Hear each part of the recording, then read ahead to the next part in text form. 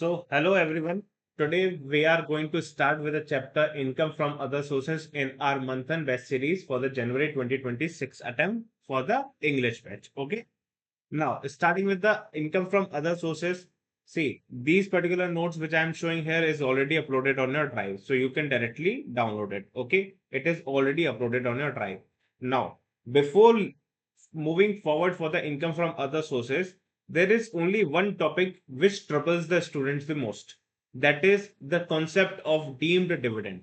See, in the other sources chapter, there are no such kind of concept which troubles you. Okay, only there is one topic that troubles you the most, that is the concept of deemed income. Otherwise, there is a concept of gift that you all know. Okay, that you all know, studying from the intermediate until now as well. You do you know the concepts of taxation of gifts. Okay, other than that, there is only certain deductions are given, or there are certain exemptions. Section number 56 and 57 is there. Okay, some deemed income is given, non-allowable deductions. If these are just a one go read things only. Okay, so the main important thing is this, what that is the income which only chargeable to tax in the head of other sources, and that too the dividend income, and where under section number 56 to 1, it says that as per section 2 clause 22 of the income tax act, okay, what the dividend includes, and there is 1 2 3 4 5. This is the most Dracula section that you all fear of. What is section 2 clause 22 clause E, subclause E, but we will make it easy. And then there is an amendment called 222F. These are the only 6 points that you need to understand the whole concept of deemed dividend. Okay, after completing it, see there is a casual income. On casual income, you always know that there is a tax rate of 30%, and it will tax at the income from other sources, whether it comes from lottery, crossword puzzle, race, including horse races, anything like this is always going to be taxed under the head other sources at the rate of 30%. Okay, then compensation and enhanced compensation, we will see. Okay, see, compensation and enhanced compensation was taxable under the head capital gains, but if there is any interest received on the compensation or enhanced compensation, so that particular interest that is received now, that is going to be taxed under the head other sources, that is going to be taxed under the other sources in the year which is received. Then see whether we have completed it or not, that the advance forfeited, if it is forfeited after 1/4/2014, that is from the assessment year 2015 to 2016, then it is taxable in the head of other sources. Before this, we shall be reducing from the cost of acquisition. Are you remembering that? See, deducted from the cost of acquisition.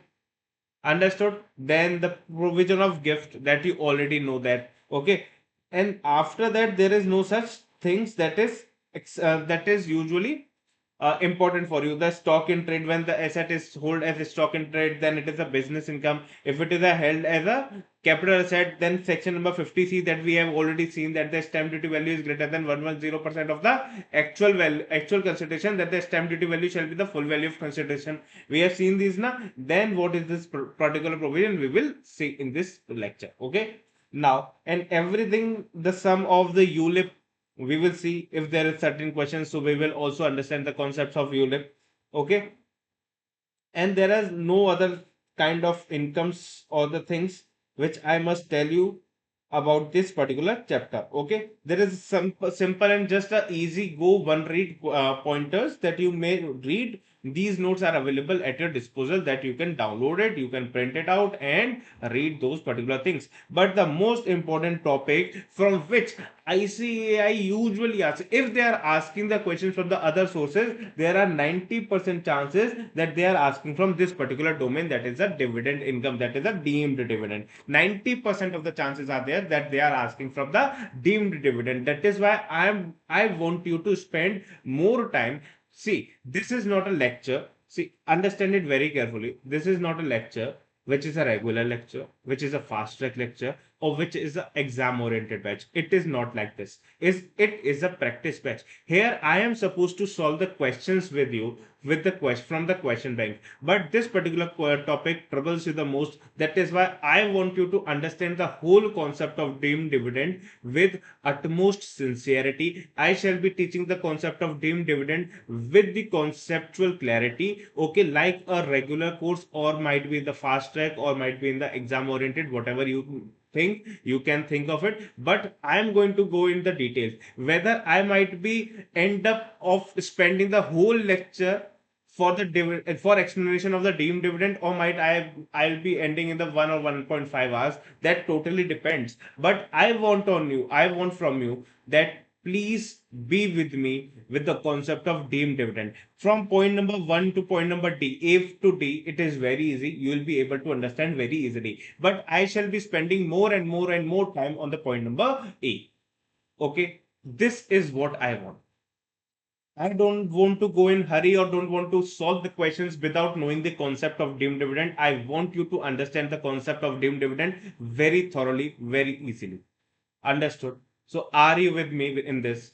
Tell me, are you with me? So take out the pen and copy. I want you to write along with me. It is very important. Take out the pen and copies with me. Okay, and we shall be studying the deemed dividend concept very, very, very thoroughly and in detail with the help of examples as well.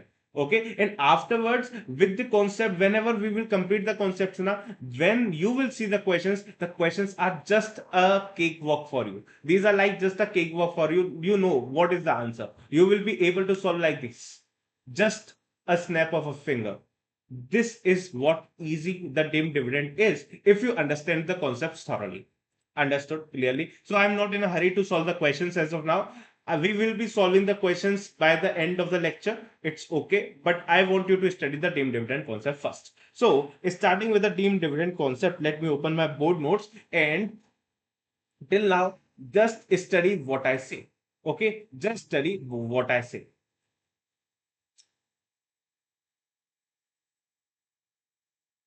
Yes. Your pen and copies are with you. Tell me, the pen and copies are with you.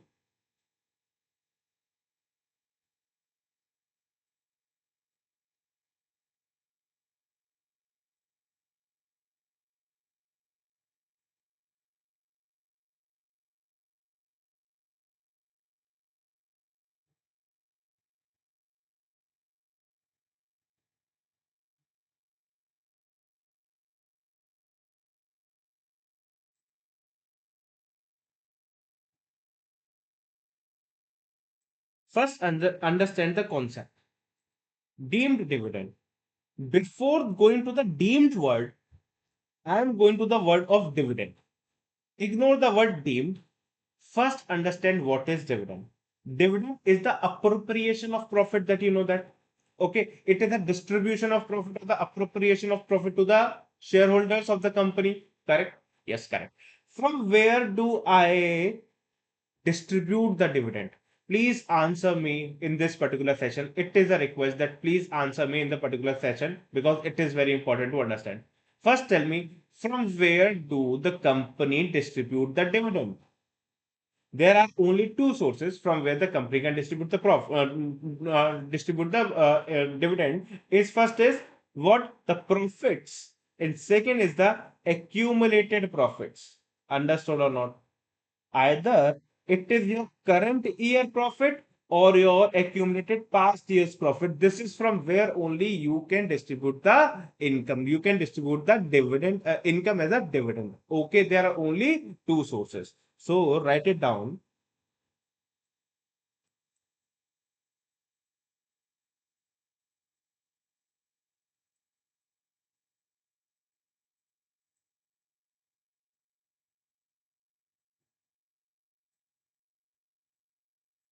If we go from the very scratch, na, then you will appreciate the provisions. Then you will appreciate the provision, why this provision came into place, and how you should be able to learn it. Okay, then it is going to be very easy if we go by step. I'm not in a hurry anyway. Okay, so from the profits, that is the current year profits, okay, and the accumulated profits. That is a past year's profit. Understood? Now, let us take an example. Okay, let us take an example. Suppose a company, suppose a company has reserves and surplus of rupees 40 lakhs. Okay, out of which it capitalizes, it capitalizes rupees 10 lakhs. Okay, by way of issuance of bonus shares. Okay, this is the point that you need to understand. Suppose there is a company whose reserves and surplus stood at rupees 40 lakh. Okay, out of this 40 lakh rupees, it capitalizes rupees 10 lakh by way of issue of bonus shares. What it does say, what does it says that the rupees which are shown in the reserves and surplus, now out of those 40 lakh rupees, 10 lakh rupees shall be reduced from the reserves and surplus, and it capitalizes by way of issuing of bonus shares, means the equity share capital of the company will increase by 10 lakh rupees. Correct? This is what does it implies. So, can you tell me what should be the entry of it? What should be the entry of it? Are you the masters of financial reporting? Now, tell me the entry. The entry should be what? Reserves and surplus shall be debited, surplus shall be debited to equity share capital. Equity share capital by 10 lakh rupees by 10 lakh rupees. Till now, it is very clear. Now, understand what they are saying. Now, understand what is the criteria. Now, rupees 10 lakh is capitalized profit, and rupees 30 lakh, that is rupees 40 lakh minus rupees 10 lakh, is other than capitalized profit. Okay. So now rupees 10 lakh is capitalized because it shall go under the equity share capital. Okay. Now the balance 30 lakh is only the other than capitalized profit, means which is not capitalized as of now. Only out of the 40 lakh, out of the 40 lakh, now 10 lakh is capitalized, but 30 lakh is not capitalized, is not capitalized. That is other than the capitalized profit. Understood or not? Tell me this first. Understood or not? Tell me this first. Because there are certain concepts, see, there are certain topics, okay, which will say that accumulated profit whether capitalized or not, accumulated profit whether capitalized or not, whether capitalized or not. In this particular thing, everything is saying that whether capitalized or not. But if you say na, if you say in the point number E, this is the excluding the capitalized profit. So there is a difference between the capitalized profit or not a capitalized profit. So first we do need to understand what is capitalized profit and what is not a capitalized profit. So do you understand that it has an importance? It has an importance. So accumulated profit. Now, if I sum up, so accumulated profits are divided into two parts, are divided into two parts, that is including the capitalized profit, that is the whole 40 lakh, that is the whole 40 lakh,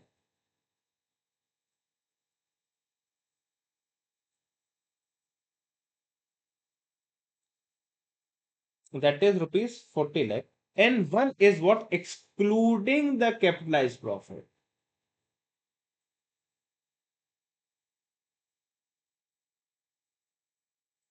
that is what? Rupees 30 lakh, because 10 lakh was capitalized. So only what the accumulated profit remains if excluding the capitalized profit is. So it remains the 30 lakh rupees. Now you need to understand one thing very carefully. This 40 lakh rupees under 2 clause 22 clause A, sub clause A, 2 surplus D. This is the profit. This is the accumulated profit that they are going to use in the question, that is 40 lakh rupees, including the capitalized profit, whether capitalized or not. Okay, the whole accumulated profit of 40 lakh rupees shall be used for the purpose of 2 clause 22 from A to D. But for the purpose of 2 clause 22 E, the excluding of the capitalized profit shall be used. First, this should be the clarity in your mind. Understood. The accumulated profit is to be divided into two parts. First is including the capitalized profit, which is also known as whether capitalized or not. Okay, from 222A to 222D, it shall be used. But for the purpose of 222E, excluding the capitalized profit shall only be used. Understood? This must be the clarity that you must have first. Tell me this. This is clear to you. Now we shall be moving ahead with the clauses. We shall be moving ahead with the clauses. Understood or not? Tell me this.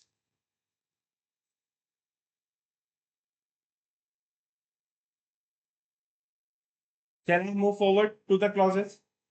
If you want to write it, just write fast. Shall I move ahead?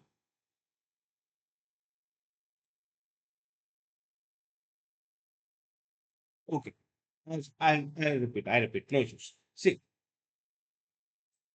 you have understood that the company has a profit of 40 lakh rupees. That is, was the accumulated profit, which is the past year's profit remained in the reserves and surplus of the company. Correct. Out of that 40 lakh rupees, what the company did, company withdraws 10 lakh rupees and distributed as a bonus shares. Okay. So now the 10 lakh rupees which was remaining in the, which was kept in the reserves and surplus. Now, out of the reserves and surplus, the company put that 10 lakh rupees in the equity share capital. Okay, so the 10 lakh rupees is now capitalized. Earlier, it was not capitalized. Earlier, it was in the reserves and surplus. Now, it is a part of what? Equity share capital. So, it is now capitalized or not? It is your capital or not? Yes, it is your capital. So, the 10 lakh rupees is a capitalized profit. Okay. So, out of the 40 lakh rupees now, which is the accumulated profit, So, accumulated profits, there can be of two types. First step is that if the 10 accumulated profit can be of two types. First is including the capitalized profit. Including the capitalized profit. That is 40 lakh rupees as a whole. 40 lakh rupees as a whole. That is including the capitalized profit. Okay. So under 2 clause 22 subclause A to 2 clause 22 subclause D, this 40 lakh rupees shall be used for the purpose of calculation. Okay, because it is important in that particular scenario. But there is only one case, that is 222E, which says that I shall not be considering the whole accumulated profit. I should only be considering the accumulated profit, excluding the capitalized profit. Means the 10 lakh rupees you have capitalized now, so it cannot be used now. It cannot be used now. To ignore that particular purpose, now you can only use 30 lakh rupees now, because it is residing in your reserves and surplus. So you can only use 30 lakh rupees. So for the purpose of 222E, accumulated profit means excluding the capitalized profit. So you have only 30 lakh rupees for the purpose. Understood or not? Understood or not?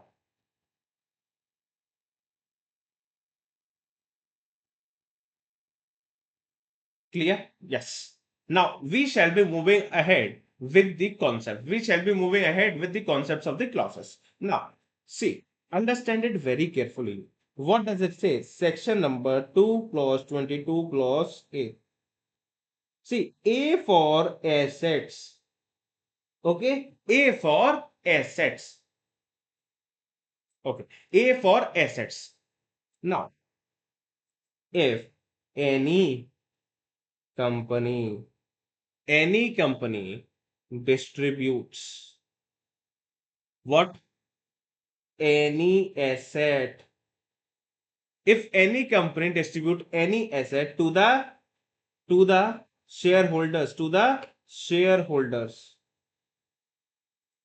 to the shareholders, then it shall be deemed as deemed dividend, that the company has distributed the dividend in form of the assets. Understood? See, what does the dividend actually mean? Dividend means distributing something to the shareholders, distributing something to the shareholders. But earlier, what it was the mentality? If the company is distributing the money only, then only it is the what? It is the dividend. Okay, now the companies find a way, because earlier there was a dividend deduction tax, na DDT. So the company used to pay the tax on that particular income, which they are distributing to the shareholders. They used to deduct the tax for the shareholders of that particular thing. That is a DDT. Okay. Now the company finds a way that they are saying that, see, if we distribute the dividend, if we distribute the dividend now in forms of money, then there will be a dividend provisions and it shall be applicable on us.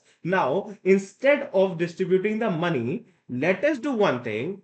We shall be distributing the assets to the shareholder. We shall be distributing the assets to the shareholder. It can be of any assets. Okay, the company can distribute any assets at their disposal, and it is the choice of the company. Now the company started doing that. The company started doing that. Instead of distributing the money, they started distributing the assets. But the concept of dividend, which is in our mind, says that if we distribute money to the shareholders, then only it is a dividend. That is why the government has to come up and say that no, no, no, we are deeming this, we are assuming this. If the company is distributing the assets, that is any asset, not only one or two assets, any kind of asset the company is distributing to its shareholders, then we shall be assuming that the company has distributed the dividend, and the provisions of dividend shall become applicable on that particular company. Understood or not? Tell me this. This ends your 2 plus 22a. This ends your 2 plus 22a. This is as simple as that. But we shall be taking some example. Only one example we shall be taking, and then it will be completely over. But tell me one thing. A question should pop up in your mind. A question should pop up in your mind. Sir, there is a shareholder word is used. Whether if the company has distributed any asset to equity shareholder, will it be deemed as dividend, or the preference shareholder, will it be deemed as dividend, or for both, whether to clarify this or not? Yes. So the word on the law says that shareholders. If the word is clear that shareholders, so the shareholder includes both equity plus preference. Understood? So for both, whether it's an equity shareholder or the preference shareholder, if there is anyone and the company is distributing any kind of assets not to them, then it is what? It is the deemed dividend. Now understand it very carefully. Let me take an example for you. Suppose, for this, you need to give me the answer. Let's see how much you recall the provisions of deemed dividend. Suppose there is an accumulated profit.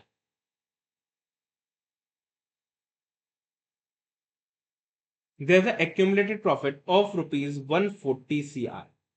Okay. Now, the asset which is transferred by the company to the shareholder, okay, its book value is rupees 100 CR, and the assets transferred by the company to the shareholder, its fair value is rupees 120 CR. It's rupees 120 CR. So can you give me the amount of deemed dividend? Can you give me the amount of deemed dividend? Can you please give me the amount of deemed dividend? See, the provision says that up to the accumulated profit, it shall be deemed income. Up to the accumulated profit, it shall be deemed income. Okay.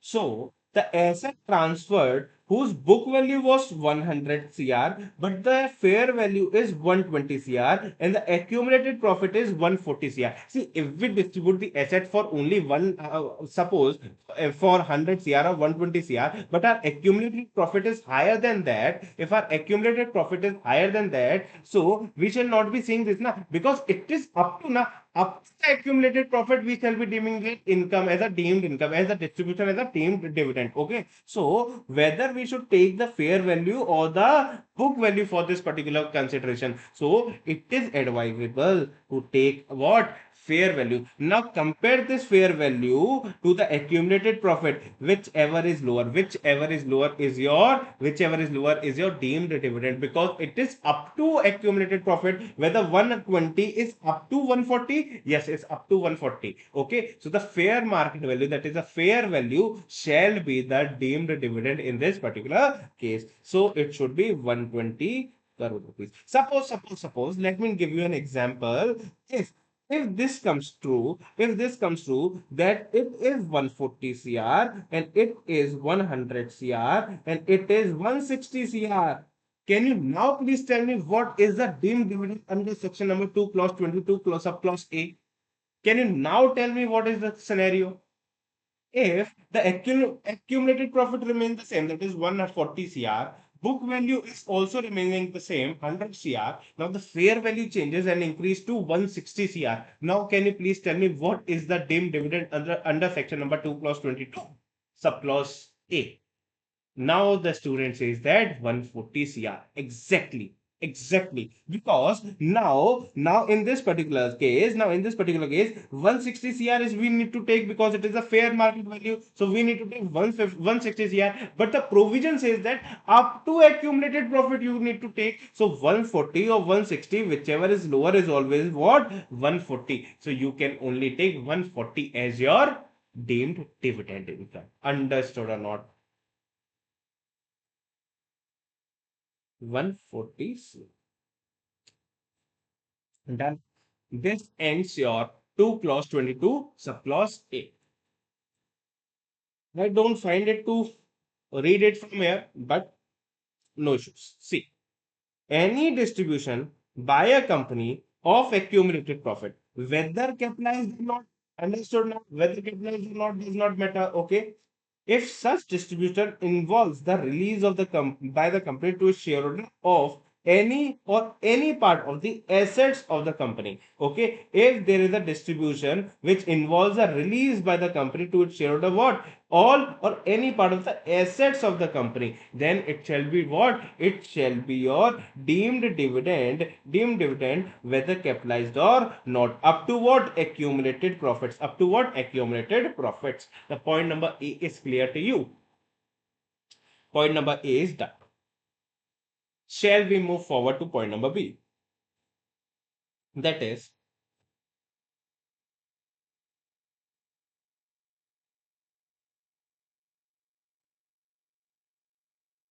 2 clause 22B.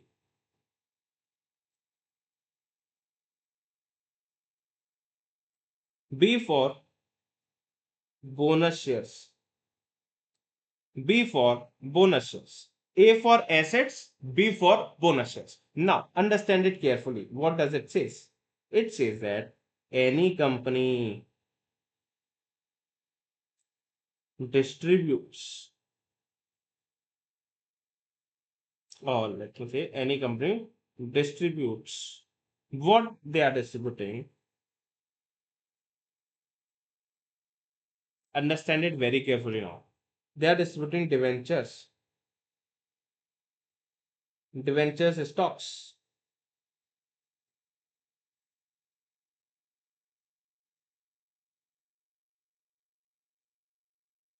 or deposit certificates,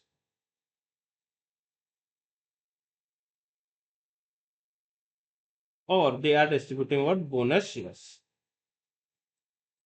If the company is distributing the debenture stock or deposit certificate, then understand it very carefully, to any shareholders, to any shareholders, then it is what deemed dividend. But for bonus shares, na, the bonus shares, they written what specifically, the preference shares, the preference shareholders, preference shareholders. Okay, means if the company distributed the bonus shares to the equity shareholders, tell me whether it is called as deemed dividend or not. Tell me this, whether it is called as deemed dividend or not. If the company distribute the bonus shares to the equity shareholders, whether it is called as deemed dividend or not. Not a dividend. Very, very good, because it is very specifically says that before the bonus shares, the preference shareholders can only be considered as a deemed dividend. Deemed dividend shall only be considered by what? Preference shareholder. But if the company distributes debenture stock, deposit certificate to either of them, whether to preference shareholders, whether to equity shareholders, if they're distributed to any shareholder now, then it is what a deemed dividend. But for bonus shares, the preference shareholders are only considered as for the deemed dividend and not the equity shareholders. Understood or not? Can you please write it down? It is your responsibility to write it down that the equity shareholders, the bonus shares received by the equity shareholders from the company are not considered under the deemed dividend concept of 222B. Let me write it. I know you are not writing it, so no issues.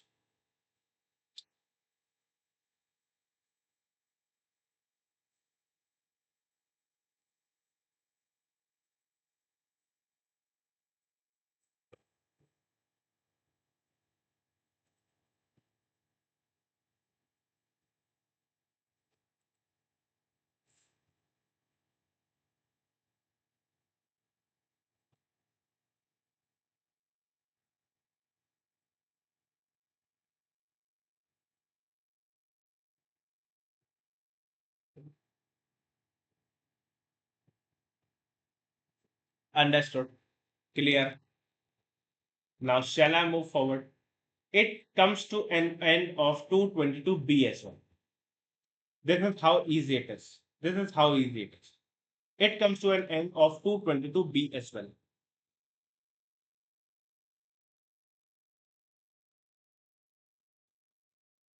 Shall I come? Shall I go ahead?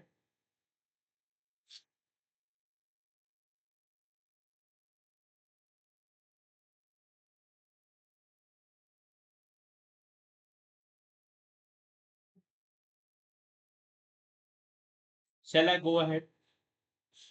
Go. Come to the next section. That is section is 2 clause 22 subclause C. C stands for closer. C stands for what? Closer. C stands for closer, which means that, see, point number C is important. Just understand the point number C. What it says that if asset is distributed on liquidation of the company to any equity shareholder, Now the word specific is what? Equity shareholder. If the assets are distributed on liquidation of the company to the preference shareholder, whether it is considered as a deemed dividend or not. Whether it is considered as a deemed dividend or not. Wake up, wake up and tell me the answer. Wake up and tell me the answer.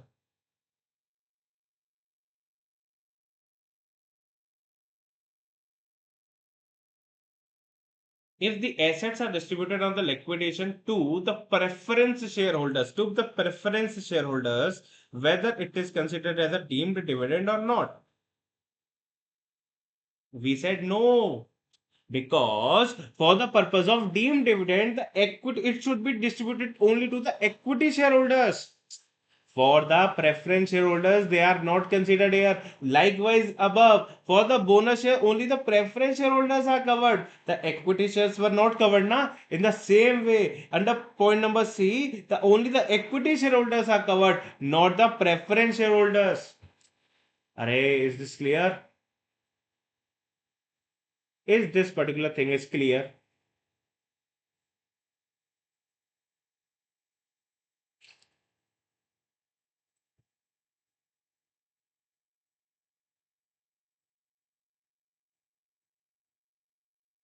Understood. Okay, done. This comes to an end of your 222C as well. We shall be moving to section number 222D. 222D. D comes with deduction. Deduction resonates with reduction. Okay? D stands for deduction and deduction resonates with reduction. Okay? Now, so what it says that it says that if the company distributes assets on reduction of its share capital, okay, to any equity shareholders. Again, the word here is what? Equity shareholders. The word here is what? Equity shareholders.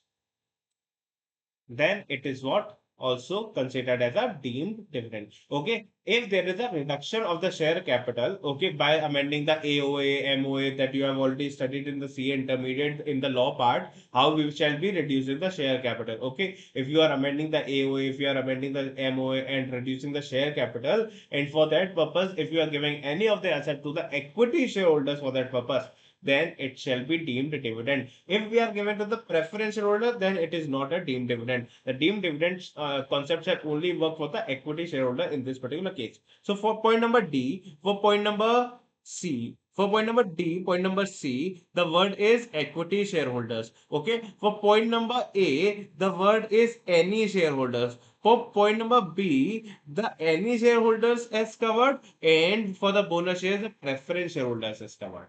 Understood or not? Shall I move forward now?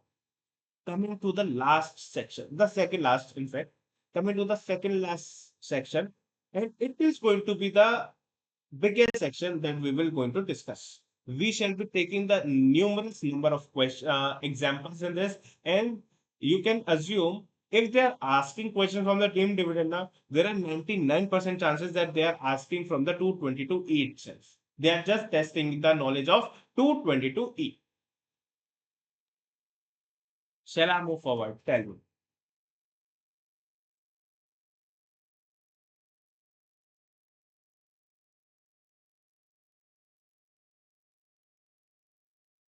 Shall I move forward?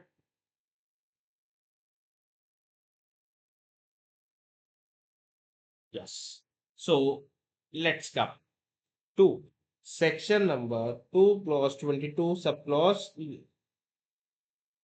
It is very important. It is very important. See, understand there is a company which is a private held company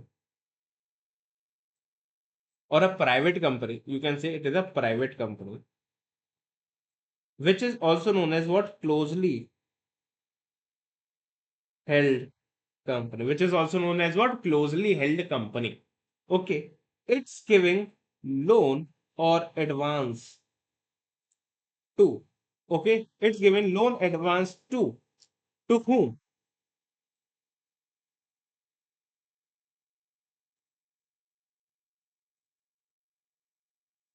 First person,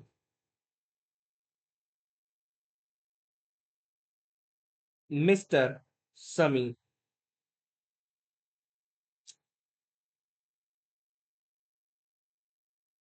that is having shareholder having at least 10% of the voting power in that company. That is shareholder having at least 10% of the voting power in that company. Point number two. On point number two only, there are many questions. On point number two only. Okay. Now, any concern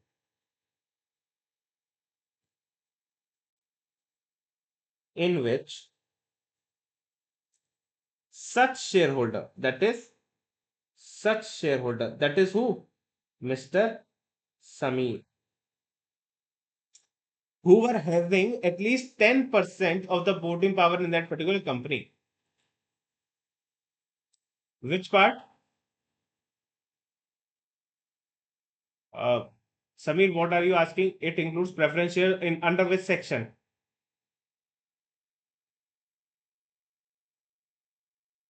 Under which section? Mr. Samir, okay? Such shareholder, that is Mr. Samir, is a member oblique partner, and along with this, it is a shareholder. It is a shareholder, so it includes everyone. But the voting power is with the shareholders of the equity shareholders. Now, until or unless it is a cumulative preference shareholders to whom the dividend is not paid, then only they get the voting powers. Now, but the voting power, we are saying that it should have a 10% voting power. So it is a equity shareholder. Now, it is a equity shareholder. In fact, understood? Because the only equity shareholders have the power of voting power. Only they have the voting power. If they are cumulative preference shareholders and we have not paid the dividend to them, then they get the voting power rights. Till now, if there is nothing mentioned, then we shall be assuming it as only the equity shareholders. But they shall be giving the whether the particular shareholder is having the 10% voting power or not. That we need to test. Understood? But from the practical perspective, I have even to answered your query. Okay. Now, any concern in which such shareholder, that is Mr. Samir, is a member of partner, and a simultaneous condition is that it holds substantial interest. It holds substantial interest as on the date of loan oblique advance. We shall be discussing it in very detail. Don't worry. As of now, just write it. Point number three. Any person on behalf of or for the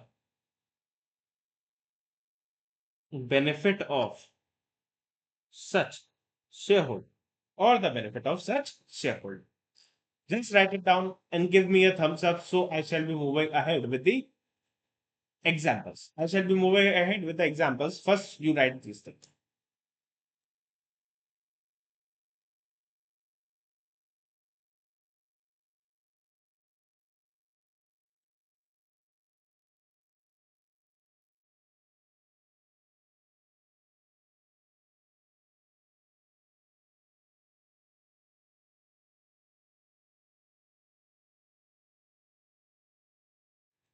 Good, good, good, good.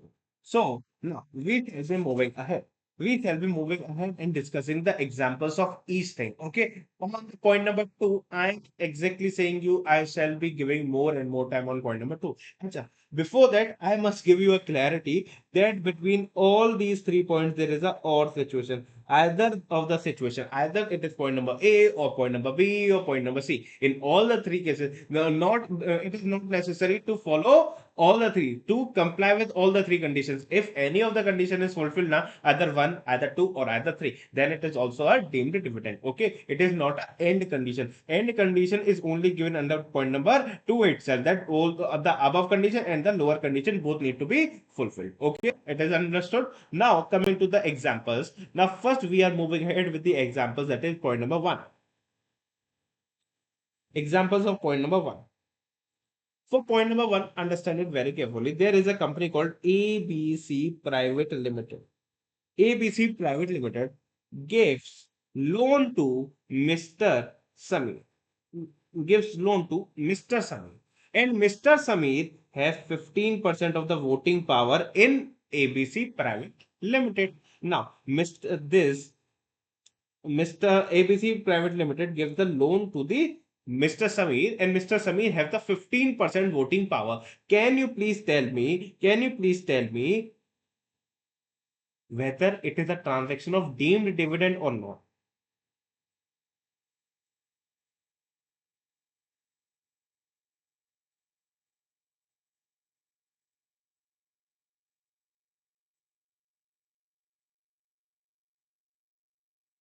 These are the two questions that I am asking you. Whether it is a deemed dividend or taxed in whose hand. If it is a deemed dividend, so in whose hand it is going to be taxed.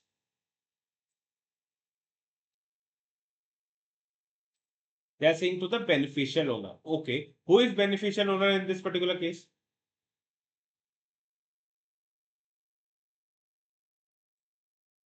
See, it is ABC Private Limited giving loan to Mr. Sami. Okay. ABC Private Limited, our private company, giving loan to Mr. Sami. Correct. A shareholder who have at least 10% of the voting power. Does he have 10% of the voting power? Correct. He has 15% of the voting power. So tell me whether the first condition of 2 clause 22E is satisfied or not. Tell me whether the first condition of 2 clause 22E is satisfied or not. The closely held company, that is a private company, give loan to the shareholder who is having the shareholding of more than or at least 10% of the voting power of that particular company, which Mr. Samir have 15% of the voting power. So it complies with the deemed dividend provision of 222 E1. It complies with the condition of 222E1. That is why it is a deemed dividend. It is a deemed dividend. If it is a deemed dividend, then in whose hand it is going to be taxed? In the hands of Mr. Samir. In the hands of Mr. Samir, it is now going to be taxable. Understood or not? Who is getting the income is only taxed now. The one who is getting the income is going to be taxed. Earlier, there was a concept of DDT. Then the BBC Private Limited was going to give the tax. But the DDT is now abolished now. That is why the liability to the pay tax it comes on Mr. Samir itself. So the Mr. Samir shall be paying the tax. Understood or not? Is this point clear? Shall I move forward to the point number two? Yes. Point number two. Suppose there is a ABC Private Limited. ABC Private Limited. Okay. It gives loan to XYZ and company. It gives loan to what? XYZ and company. Okay. In XYZ and company, Mr. Let's take Mr. Samir is a member oblique partner and also having the substantial interest in XYZ and company. Okay. XYZ and company. And it gives loan of rupees 20 lakh. Of rupees 20 lakh. Now tell me whether it is a case of deemed dividend or not. ABC Private Limited Company, that is a closely held company, given loan to a concern, any concern in whom Mr. Samit, the such shareholder, is a member of partner and simultaneously having the share or substantial interest in the concern. See, this is the condition that any concern in which such shareholder, that is Mr. Samir, is a member of partner and simultaneously he shall hold the substantial interest as on the date of loan or advance. We shall be going in the much detail in this particular point, but as of now, whether it deems fit for the section number 222E subclause 2, this condition is also fulfilled. We shall be going in very much detail. Don't worry, we shall be discussing various and numerous examples to understand this particular point itself. This particular point itself. Now, coming to point number three. Coming to point number three.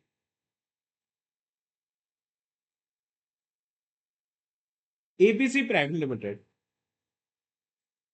gives loan of rupees 20 lakh, gives loan of rupees 20 lakh to Mr. Weber. Suppose to Mr. Weber. And Mr. Weber and Mr. Samir have a understanding that Mr. Weber will definitely transfer the loan to Mr. Samir. Suppose ABC Private Limited does not give the loan to Mr. Samir because the credit rating of Mr. Samir is going down. So for that particular purpose, Mr. Weber took loan on behalf of Mr. Samir, but did not tell to the company. Okay, but Mr. Weber shall definitely going to transfer to Mr. Samir. Okay, if this is the case, then whether it should be account as a deemed dividend, yes, it is a deemed dividend. Understood. Clearly understood. Shall I move forward or not? Tell me this. Shall I move forward or not?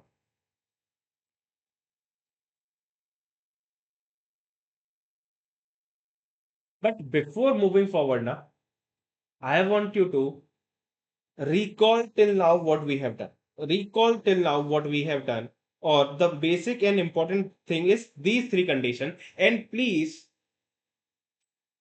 see, the last point. What does the last point say is that, see, ABC Private Limited, okay, give loan to Mr. Weber, okay, but Mr. Weber transferred the loan amount to Mr. Samir. So indirectly, tell me indirectly whether the Private Limited give loan to Mr. Samir or not. Indirectly, ABC Private Limited give loan to Mr. Samir or not. Yes, it gave loan to Mr. Samir, who is a shareholder at least having at least 10% of the voting power in that particular company. So it was the direct case. Point number one was the direct case that the ABC Private Limited company is giving the shareholder the loan, who is having the 10% of the voting power. But due to this first point, the company cannot give the loan to the shareholder directly. So they come out with the idea of giving the loan to some third party, and the third party shall transfer the loan to Mr. Samir. They come out with a criteria. They come out with this particular arrangement. That is why the government put it down as well. If any person, if the company or if the private limited company distribute the loan or advance to any person on behalf of Mr. Samir, or for the benefit of such shareholders, that is Mr. Samir. If the company is giving loan to the any person who is receiving that loan on behalf of such shareholder, that is Mr. Samir, or for the benefit of Mr. Samir itself, then it is why. Yes, yes, yes. In our example, na, we have taken Mr. Samir having a 10% of the voting power. We have assumed it. In our whole discussion, we shall be assuming that Mr. Samir having a 10% of the voting power in that particular ABC Private Limited company. Okay, we shall be having the characters as same. ABC Private Limited company shall be giving the loan to the Mr. Samir, who is 10% shareholder in the company.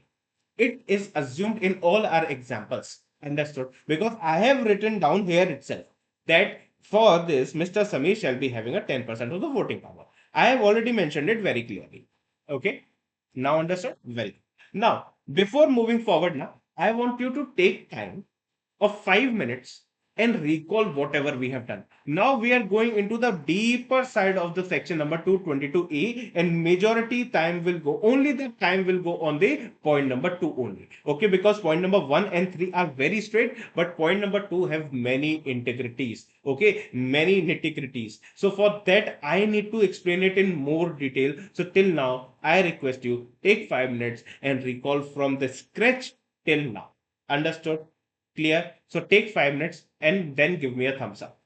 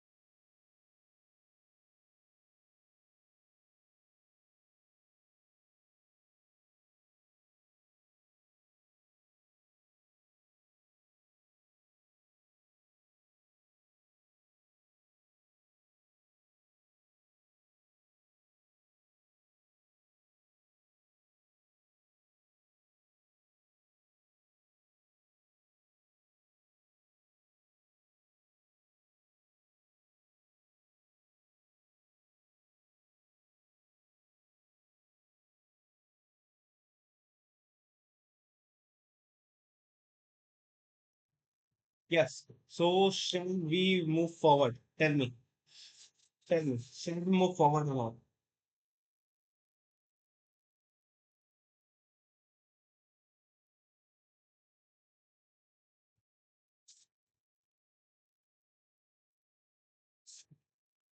Okay. Great. Very. So come to the discussion of 222E sub clause B. Okay. That is important. Now I want your full focus on the screen. I want your full focus on the screen.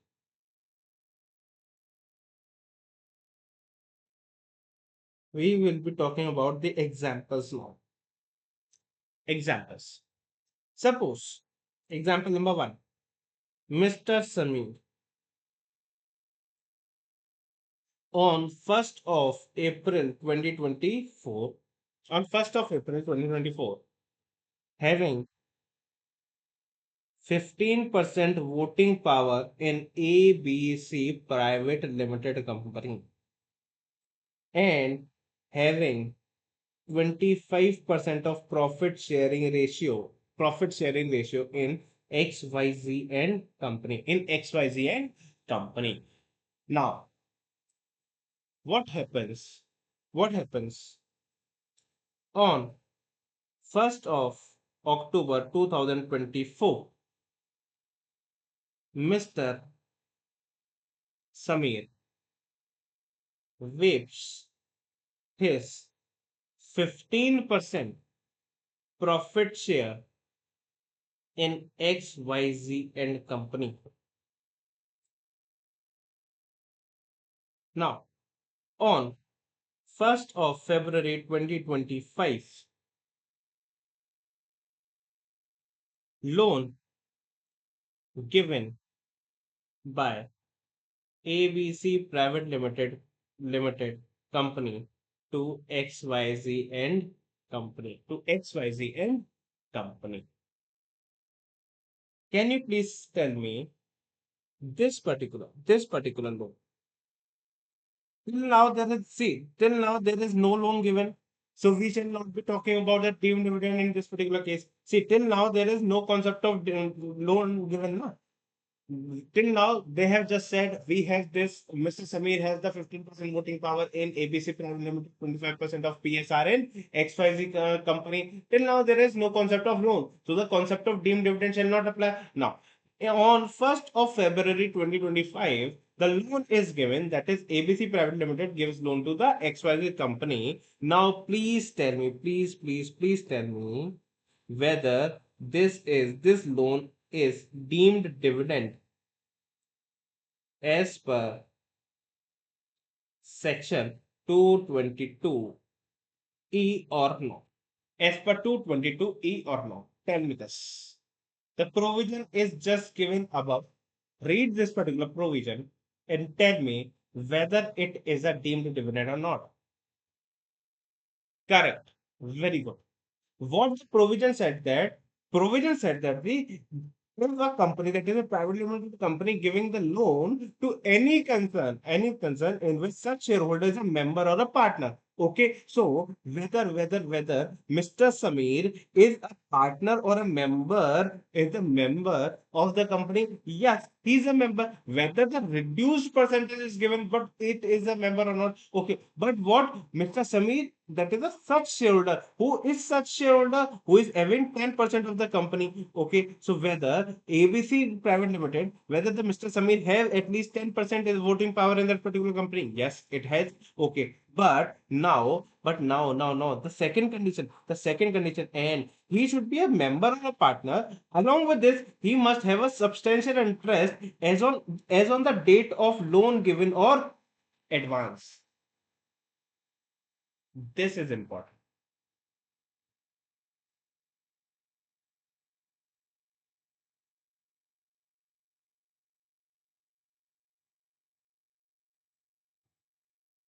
Tell me.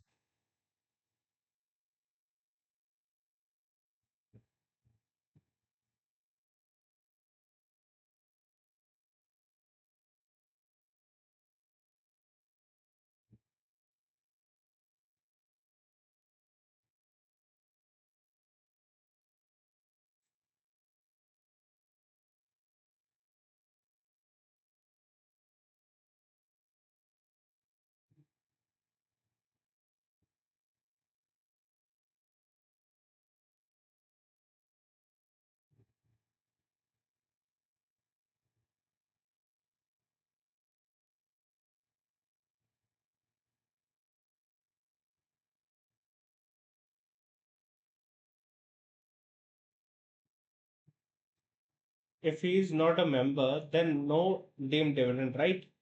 Correct. We shall be seeing this.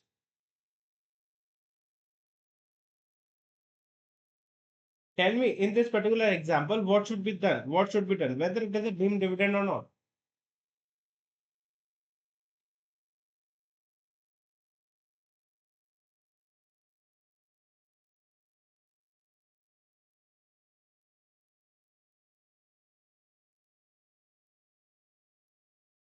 Correct? It should be a deemed dividend. It should be a deemed dividend.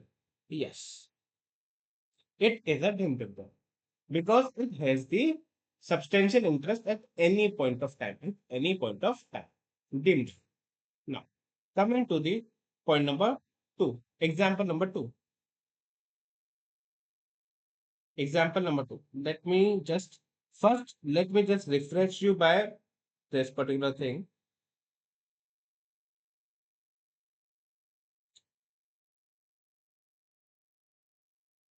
Just a second. If I have done something wrong,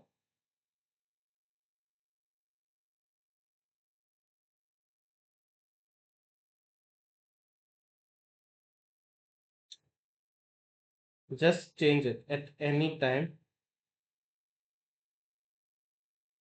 during the previous year. Just change it. Sorry. My bad. At any time during the previous year. My bad. Just change it. Okay. Now we shall be moving with the concepts that see. First condition is that the shareholder being the beneficial owner of the share holding not less than 10% of the voting power. Okay, the first condition that we have seen. The second condition, any concern in which such a shareholder is a member or a partner and in which he has a substantial interest. The point number B that we are seeing. And the third, any person on behalf or the individual benefit of such a shareholder. Okay, it should be excluding the capitalized profit. Now we have seen for the point number two, there are two conditions. Such shareholder has at least 10% of the voting power in the company given the loan and advances. The first and the second, he is also a member of the partner in a concern and holds substantial interest in the concern. Now we shall be seeing this very important. Now we shall be seeing this very importantly. Now what is the substantial interest means? That is 20% in the concern at any given point of time or at any given point of time.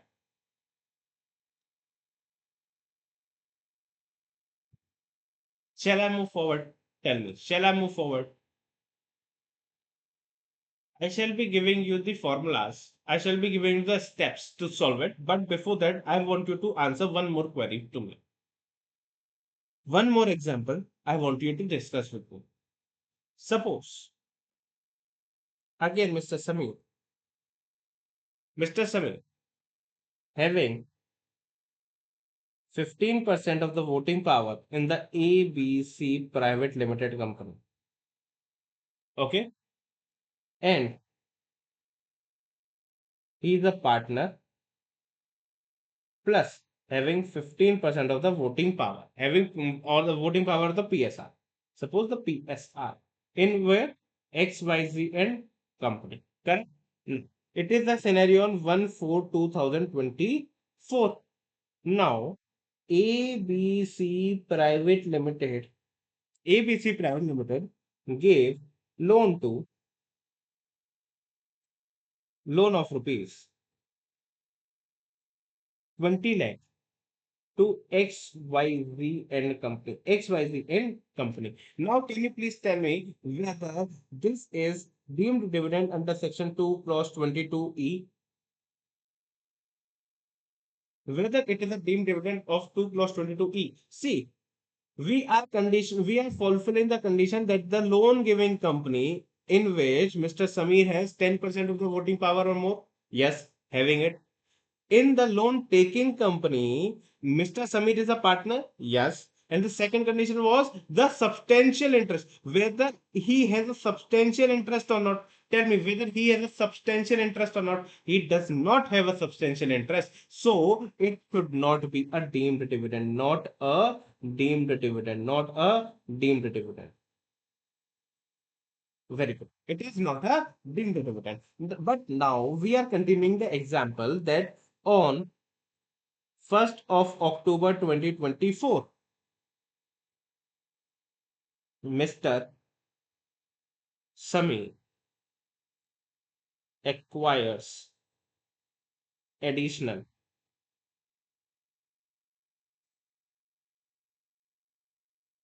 15% of the profit sharing ratio. So now the total PSR that's Mr. Samir is holding, that is 30%, 15% earlier, the 15% earlier, and now the additional 15%. So total percent is 30. Okay, correct. Now tell me, Mr. ABC Private Limited Company, ABC Private Limited Company gave loan to loan of rupees, suppose 40 lakh, loan of rupees 40 lakh to XYZ and company, XYZ and company. Now tell me whether section number 2 clause 22E shall be applicable or not. Now it shall be applicable or not, tell me this. Now Mr. Sami has also the substantial shareholder. He is also a substantial shareholder, that is 20% or more. Now it is applicable. Now deemed dividend applicable. Correct. Very good. Now it is applicable. Keep understanding. I am giving the examples. I'm keep on giving on the examples. Now, example number 3. In continuation of example 2. In continuation of example 2, what happens? Understand it carefully. On 1st of February 2025, what happens? Mr. Sami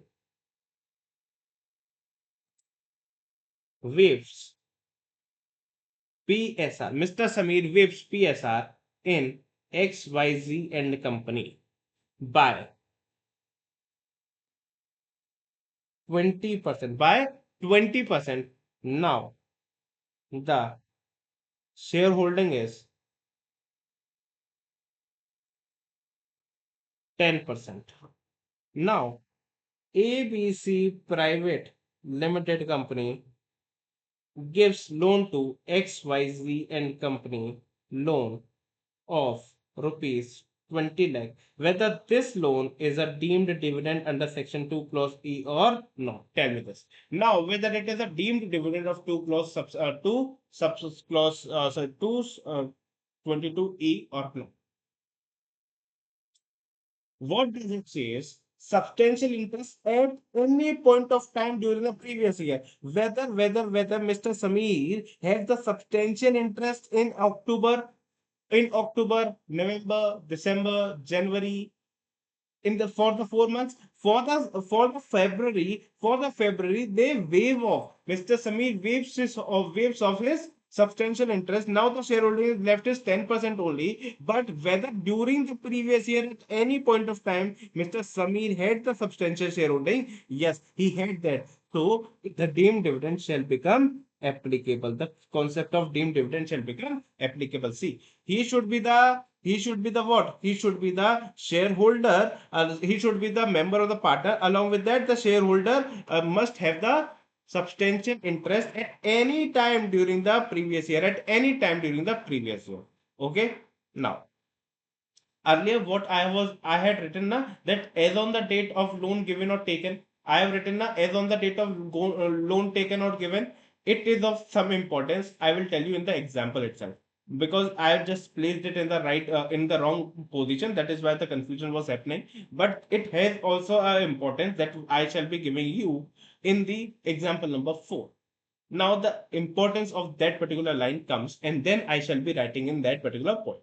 Okay. Now coming to the point number 4. Example number 4.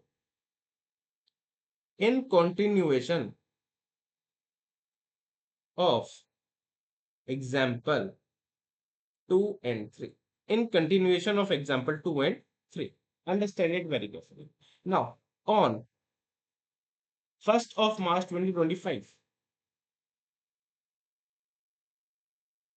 On 1st of March 2025, Mr. Samir retires. Mr. Samir retires, okay, from XYZ and company. Now, ABC Private Limited gives loan to XYZ and company. Okay. It gives loan of rupees, suppose 50 lakh to XYZ and company.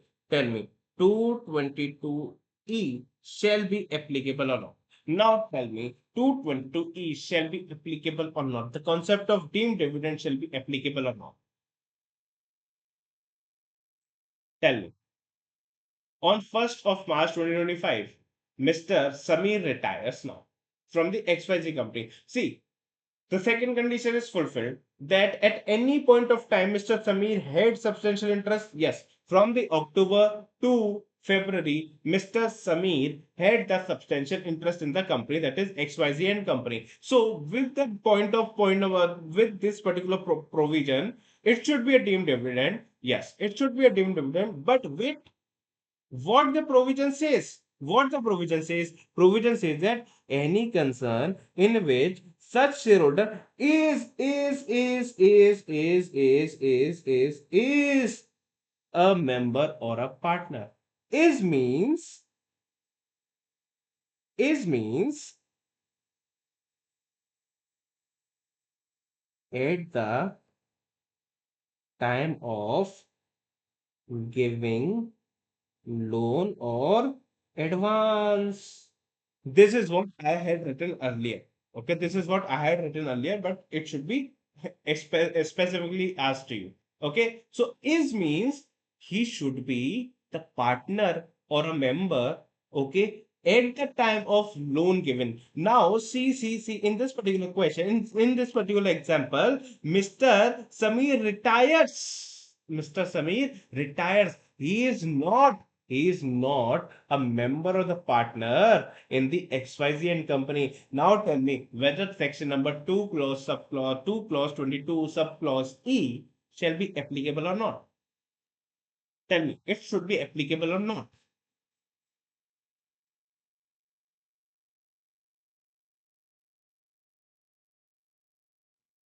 Do you understand the importance of the word is?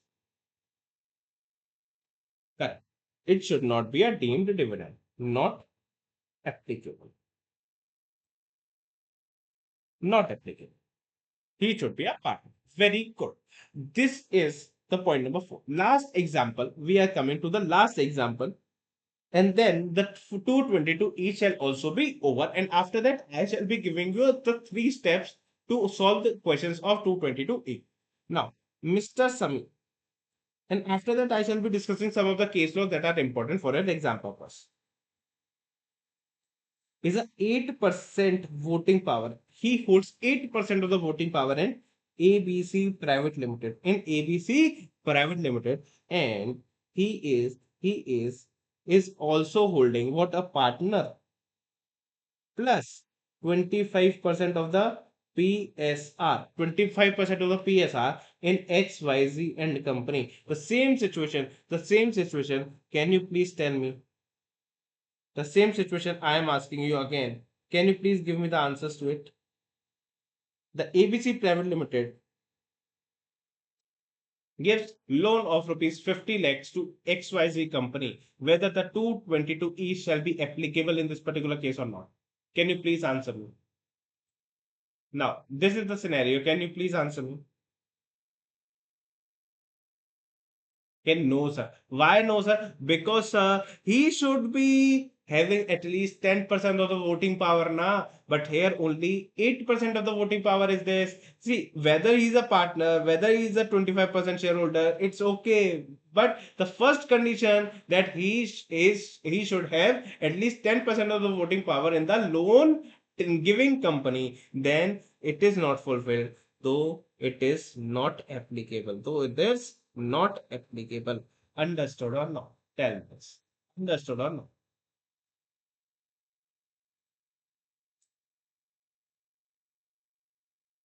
Now, shall I move forward to give you the 3-step solution? Shall I move forward to give you the 3-step solution? How to how to tackle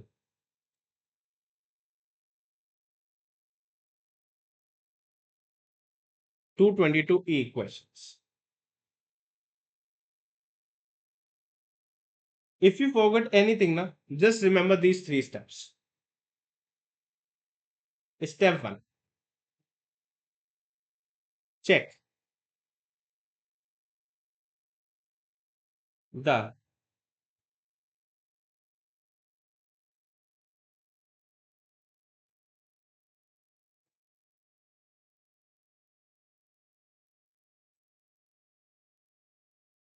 in the loan giving company or a private company that is ABC Private Limited. Okay. Step 2,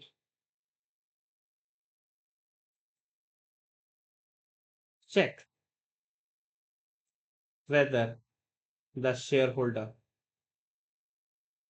and these all are end situation. You need to follow all these three. Okay. Check whether the shareholder is a member oblique partner in the loan loan taking company. Now it is very important, at the time of loan or advance taken. At the time of loan or advance taken, it is very important. It is very important. Now, step number three, that is step number three, and it is also a cumulative condition, that check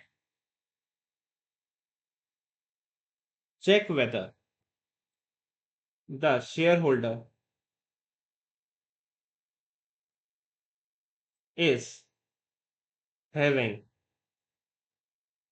substantial the substantial interest, that is 20% or more, that is 20% of more, in the loan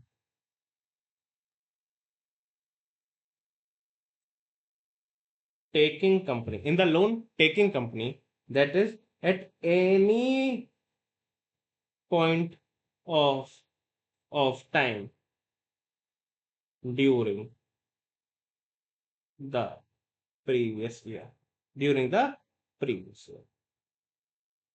If you fulfill all these three conditions, if you fulfill all these three conditions simultaneously, cumulatively, then the provision of 222E shall become applicable. Understood? These are the three conditions. This is the crux that we have discussed of 222E. This is the crux. Tell me, till now, section number 222E is easy or not? Tell me, it is easy or not?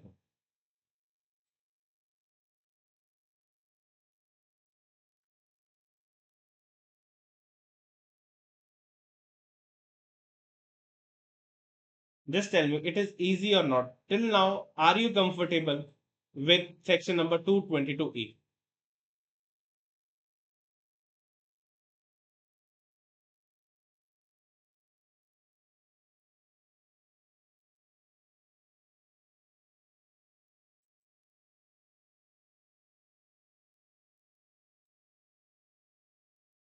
Comfortable? Shall I move forward?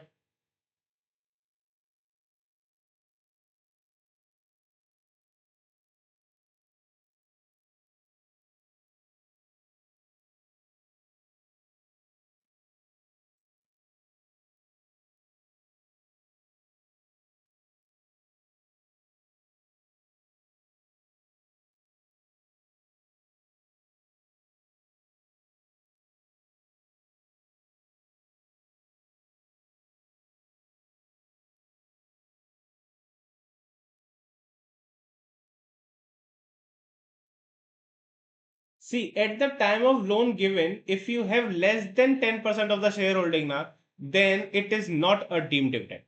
At the time of loan given, okay, at the time of loan given, okay, just a second. What are you asking? If I am having a 10% of the shareholder, I'm having a 10% of the shareholder of loan given company. Okay. Till 28th of February 2024. Then I sold 5%, but the company is giving loan on the 1st March. Okay, you sold the shareholding on the 28th of February. Okay, and you are giving the loan on 1st of March. The loan given company is giving the loan on the 1st of March. Yes, so it is not a deemed dividend because the point number one is not clear. Na? Point number one says that check the shareholder having 10% or more of the voting power in the loan giving company. No, it does not have a loan 10% of the more because at the time of loan given only it is 5%. So yes, it is also seen at the time of loan given or at the time of loan given. Okay, so the point number two, if you want to write, okay, it is also right, it can also be written at the time of, let me just take this to the next page, just a second.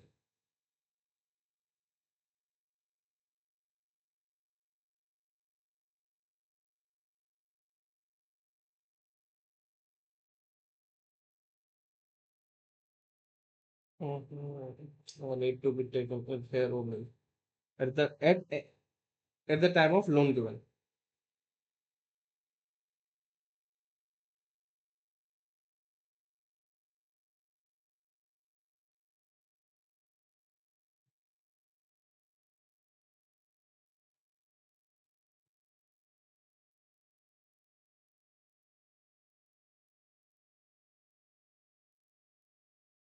Or might be should be given.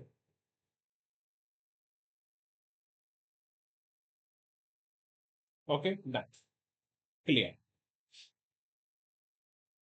Now I shall be asking first tell me when are you comfortable with 222E? See, this is the most dangerous section which students fear of.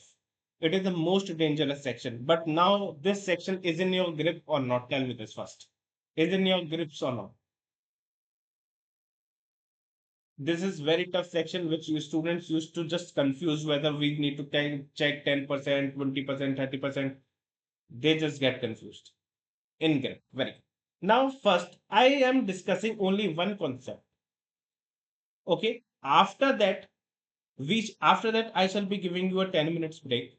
Then we shall be discussing two or three case laws. That is the important case laws. And there are only two or three questions that we are going to discuss, and we shall be overing the session. We shall be discussing all the concept, all the questions of section number 222E. But first, let me conclude with a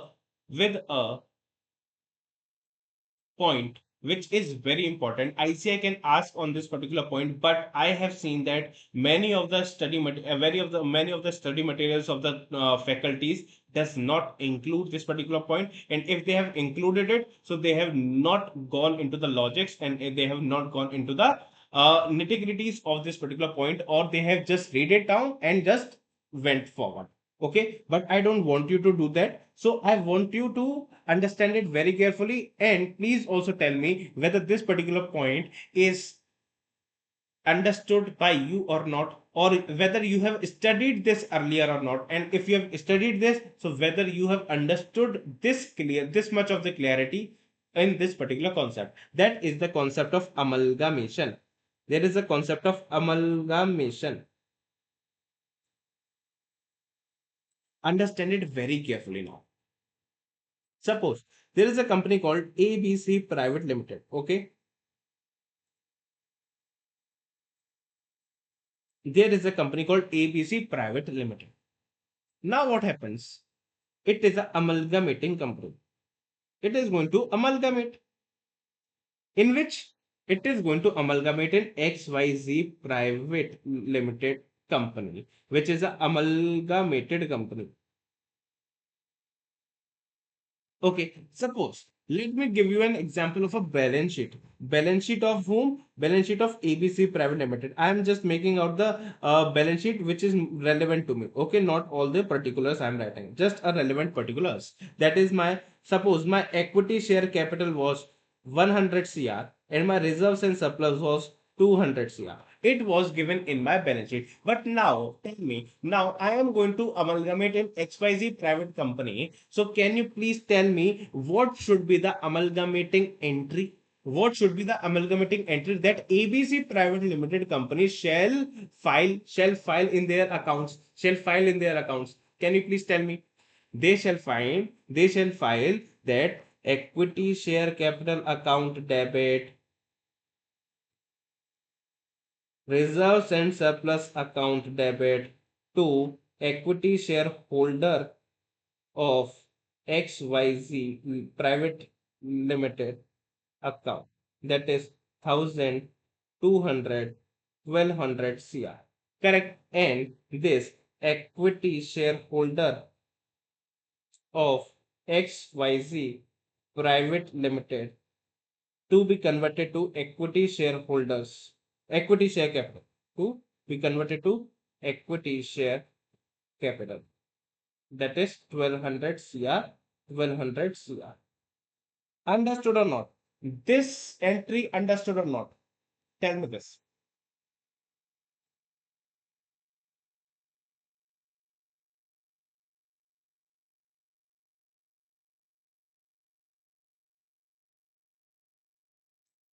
This entry is understood or not?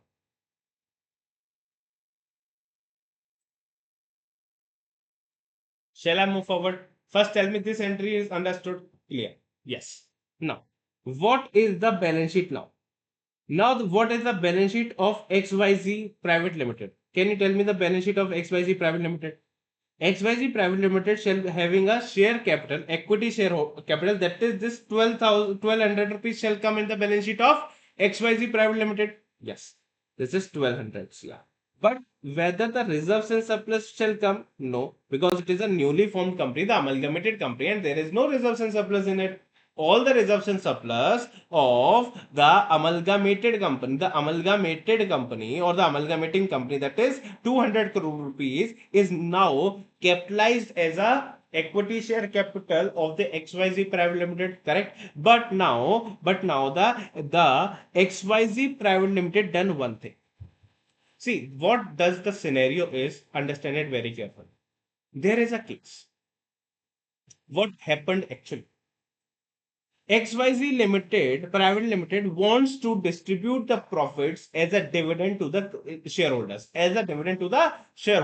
But due to the deemed dividend provisions of section number 2, clause 22A, okay, B, C, D, and E, they are not comfortable for distributing the profits to the shareholder, because if they distribute the profit, then it shall be deemed dividend and it should be paid tax by the shareholders. So they were not comfortable to distribute the tax. Okay, sorry, to distribute the dividend. Understood. So, but they want to distribute something to the shareholder. They want to distribute dividend to the shareholders. So they found a way. They said that, okay, let me amalgamate my company into another company, which is my company only. I am forming it. For instance, take an example that I am forming it XYZ Private Limited, okay, and I am amalgamated to the XYZ company. So all my equity shareholders, okay, all my equity share capital, all my reserves and surplus now transferred to the XYZ Private Limited company as a equity share capital, and my reserves and surplus becomes nil, which was earlier 200. Now, due to the provisions of the amalgamation, my reserves and surplus shall be nil, and the equity shareholding shall be 1200 rupees. Now, the company bring out its mind and said that, okay, do one thing. XYZ Private Limited, who have the shareholding of 1200 CR, done the reduction of share capital. Done the reduction of share capital of rupees 200 crore rupees. 200 crore rupees, which shall be distributed to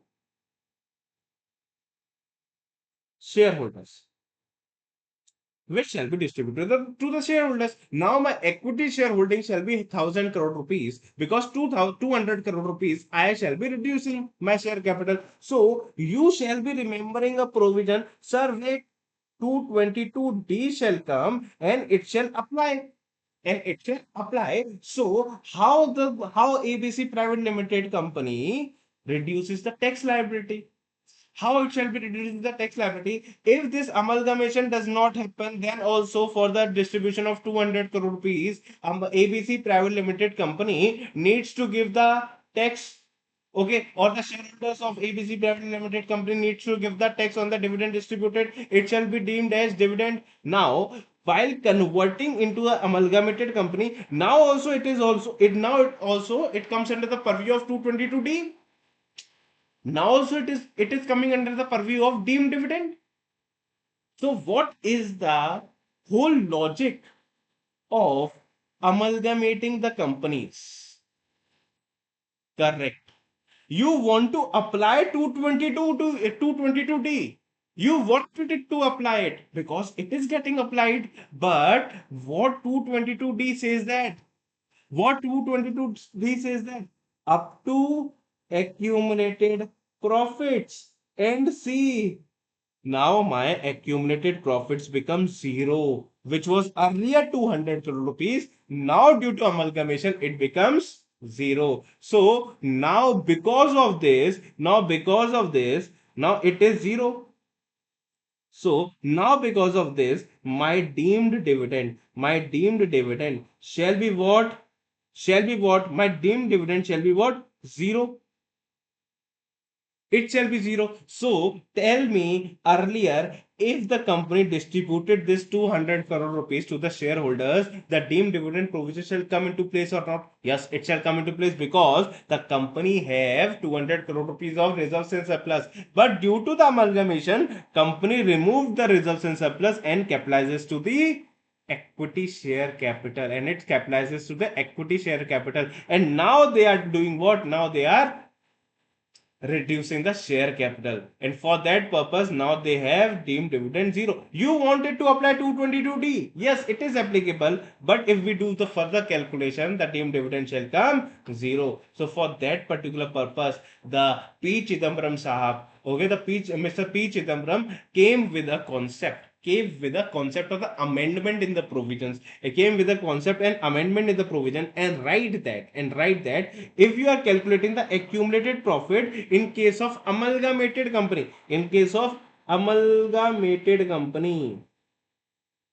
then there is a calculation. It says that the accumulated profit shall be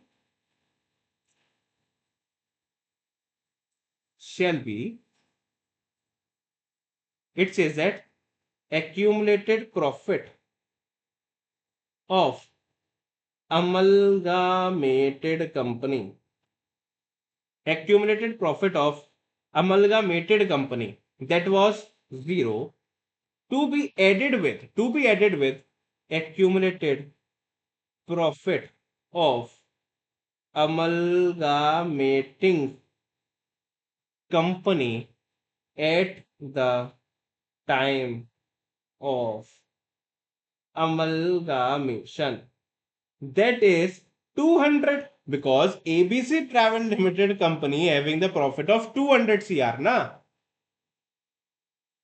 Yes. So in that particular case, now our accumulated profit of the amalgamated company comes to what? 200 crore rupees. So now, if you want to apply section number 222D, then you can apply it. Yes, now my accumulated profit is what? Now my accumulated profit is 200 crore rupees. Now my deemed dividend shall be 200 crore rupees. Understood on? Correct. Definitely correct. Understood this one.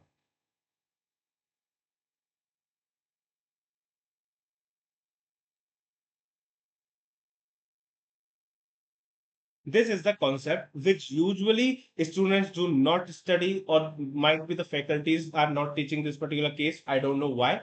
Because I have seen many students who does not know whether this particular provision exists in their syllabus or not. I have seen many students like this. I don't know whether they are doing the self studies or going for the faculties. I don't know. So I'm not criticizing anyone. But this is the thing which you must know, because ICI can ask the question from this particular thing.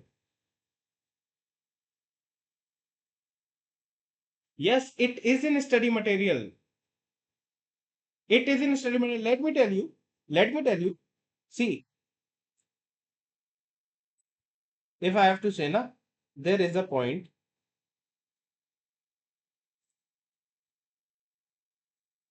Let me tell you where it is, where it is. Yes, in case of amalgamation. In case of amalgamation, it is given in your study material. I am telling you, it is given in your study material. Accumulated profit or loss of the amalgamating company shall include the accumulated profit of the amalgamating company, whether capitalized or not, on the date of amalgamation. On the date of amalgamation. Okay? If you want, let me show you. If you want, let me show you.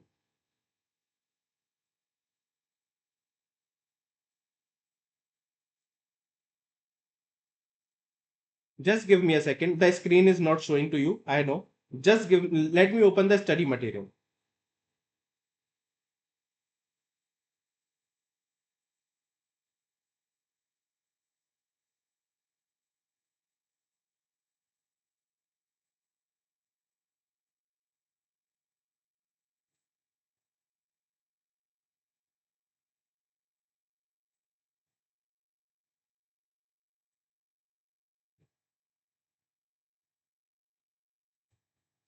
Yes. Yes. Wait. The screen is coming. Just wait. The screen is coming. Yes. See, this is your study material. Page number 5.6. You can see this is your study material, page number 5.6. If we come under the page number 5.6, see this para. See the para above box, the para above box. In the case of amalgamated company, the accumulated profit, whether capitalized or not, of the amalgamating company on the date of amalgamation shall be included in the in the accumulated profit, whether capitalized or not, or loss, as the case may be of the amalgamated company. See, this is just a small paragraph that is of 3 lines given in your study material. They can actually ask the question on this particular point. They can actually ask the question because it is a good question. They can ask in the MCQs of 2 marks, or there can be a case study given in your question.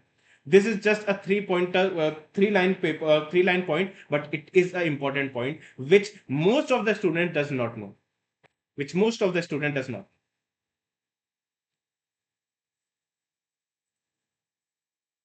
This is written in your in these notes. So our notes is comprehensive notes covering each and everything, covering each and everything.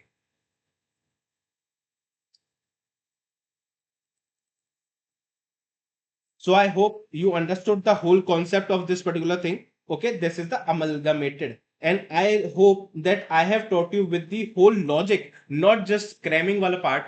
I taught you with the whole logic why this particular thing came into the picture, and how the companies are fooling to the government, and how the P. Chidambaram, Mr. P. Chidambaram sir has find out this particular loophole in the in the law and give the solution as a finance minister. When he was the finance minister, then he suggested this particular thing. Understood? This is how the law is framed. This is how the law is made. If you know the loophole and how the peoples of or the companies are using that loopholes, and the government got to know the loophole, then you are going to understand. Yes, this is the point. And see, the same way, the MET, that is the minimum alternative tax. This is also I have explained you in much detail, like in every concept, in every point, why this particular point came into place, why the government want to add this particular point. I've explained to you in very much details. So, okay, whenever we will come to the chapter of MET, now I will ask you to go and watch the lecture which is given in the which I shall be even uploading. I shall be even uploading on the drive. Okay, the app itself as a lecture. First, watch that 2 or 3 hours lecture. Okay, it is approximately 3 hour lecture. But the MET, I have explained in much detail, like anything. You can never imagine MET chapter that much easy, with that much logics and with that much understanding why this particular point came into place, why this particular point is having the importance or the place in the law. Then you will understand how to study the text. So I shall be giving you the lecture before starting with the med chapter. I shall be giving you the video of that particular lecture on my drive. Okay, on the application, so you can watch it. It is a full lecture, full class lecture. You can easily watch it. Okay, I shall be giving you the access to it. No worries. Watch that particular point. Then you will understand how we should approach to the subject like text, not like a cramming. But the point that is important is to understand the concept. That is why also in the practice section, in the practice batch, I am explaining you the concepts. I don't want to get into hurry or solving the questions. Like you can purchase any teacher's batch, any faculty's batch, whether from the North India or the South India does not matter. Any faculty batch, the practice batch, you cannot find. I guarantee you, I bet you, you cannot find that the teachers are explaining the concept in the classes. In the practice batch, you can never find it. But I don't want to get into that hurry. I don't want to get into that hurry because it does not matter. Like if I go into the hurry and solve just question, irrespective of knowing that whether the student is student is understood or recalled the concept of not, I just went up and go and solve the questions and just move forward. My responsibility is over? No, my responsibility is not over until or unless the student does not understand the concept behind the question, how this particular question is to be approached and how this particular question is need to be understand. I shall not be moving forward. For that, it is my responsibility to give up the brief of the concept. I know it is a limitation of my time and limitation of the batch as well. I cannot go in the details of every concept, but which concept is more important, I shall be going into the detail. Earlier also I have given in the gone into the details, like in the right share section I have explained you in much details by writing it. Now I have even explained the concept of deemed dividend, the full concept of deemed dividend in the greater details. And that is what is important to me. Not in a hurry to solve or just cover up the whole manthan batch in just 20 to 25 days as I have promised. If it is stretched to 30 days, then it is okay to me. If it is 30 days, then it's okay to me. No issues. Because it is very important for me that I have to explain each and every concept to you. Okay? Your teaching are awesome. And I am regretting and not attended your exemption series. No issues. No issues. Just what I am teaching now. You just take the flavor of these concepts. You will get the flavor of exemption series. Does not matter if you have taken the exemption series or not. If you have taken the batch of Mantana, then I shall guarantee you this is your best purchase ever. This is your best purchase ever. You will never regret it. The concept, whether the concepts is clear or not, your concepts will be clear in this Manthan batch only to the extent which is used in the questions only because it is my limitation as well. Okay, but don't worry, I shall be teaching you. If there is any doubt in the any concept, just tell me in the just drop a WhatsApp message to me or say in the comment section or my sorry, not at the comment section but on the Telegram. There, if there is any topic which you find it difficult, just tell me. I shall put a video on the YouTube explaining that particular concept. It is my responsibility because I want you to clear in January 2026 attempt. That's it. For that particular purpose, if you need any help of me, just drop me a message. Sir, I want you to explain this particular topic in detail or in like a regular batch in the on the YouTube. I shall be dropping a lecture on it. It is my promise. It might take 10 to 15 days or 20 days, but I shall be uploading it before your exams. Before your exams. Definitely, it's my promise to you. Okay, so take 10 minutes break, no issues. Take 10 minutes break. Then I shall be explaining you two or three, majorly four or five, you can say, the case laws, and then we shall be moving ahead with the concepts, with the questions of deemed dividend, and then we shall be winding up this class. Okay, take care. Just take a 10 minutes break, not more than that.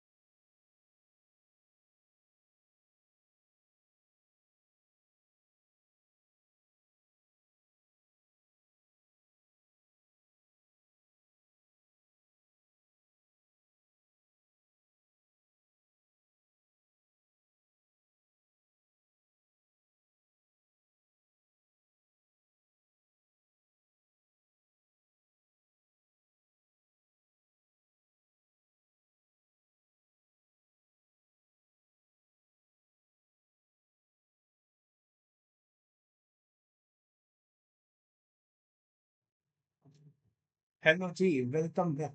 Welcome back. Are you with me? Are you back from the break? Just tell me, are you back from the break?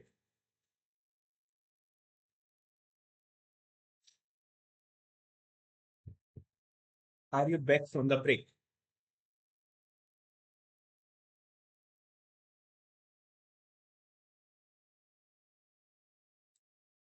Just I want you to just explain. I want to explain just two or three, or might be four case laws.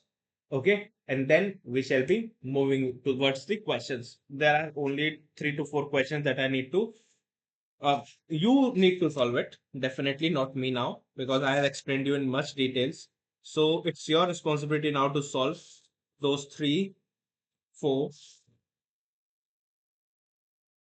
four point this like five. 4 questions, only 4 questions that you need to solve. Four might be five, you can say. Five. Yes, only the 5 questions. Are you back from the break? Just tell me, are you back from the break? Shall I move forward?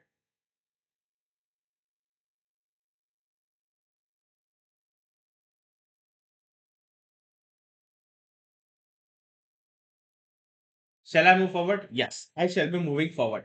See, what does it says? CIT versus Vikram Ved. Vikram Ved. Veer Vikram Ved. There is a case law. What is the case law? See, in this particular case law, I am just explaining you what has happened. Instead of distributing it like the company, understand it very carefully. I am writing here itself. Okay.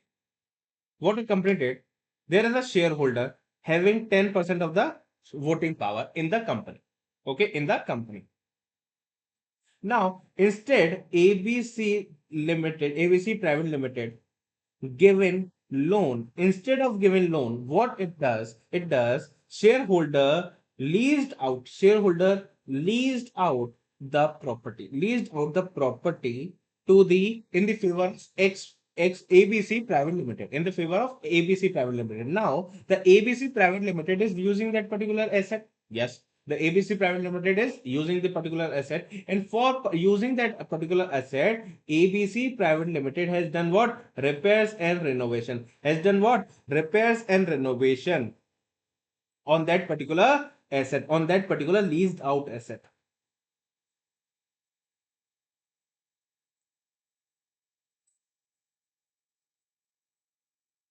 But the repairs and renovation does not directly does not directly done by ABC Private Limited. The ABC Private Limited gives the shareholder the money, and the shareholder, who is the actual owner of that particular asset, done the repairs and renovation on the asset. So whatever the money is given by the ABC Private Limited to the shareholder for the repairs and renovation of the asset which was leased out asset to the ABC Private Limited, whether this amount which is given to ABC, which is given by ABC Private Limited to a shareholder, whether it is a deemed dividend or not. Tell me that. Whether it is a deemed dividend or not.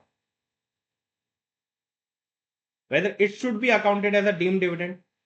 Whether there is a transaction like a one-way transaction that we have just given the deemed dividend and not gaining something in return. Yes, you are gaining something in return. Na? You have an asset. Na? You have an asset. On for that particular asset, the repairs and renovation need to be done, and it is leased out by the shareholder. So it is not a concept of deemed dividend. There is no concept of deemed dividend. It is a mere transaction of repairs and renovation. For the leased out transaction, there might be an agreement na, so that the ABC Private Limited cannot do a repairs and renovation on the leased asset. If they want to do the leased asset repairs and renovation, all the expenses shall be done by what? Shareholder. And for that, ABC Private, the shareholder can charge the ABC Private Limited. So in that particular case, whether it should be accounted as a deemed dividend.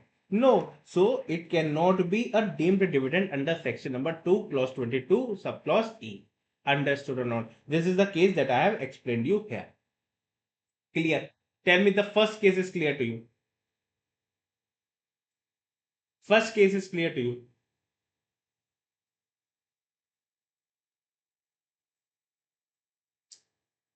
If the first case is clear, shall I move forward to the second case? That is Pradeep Kumar Malhotra versus CIT.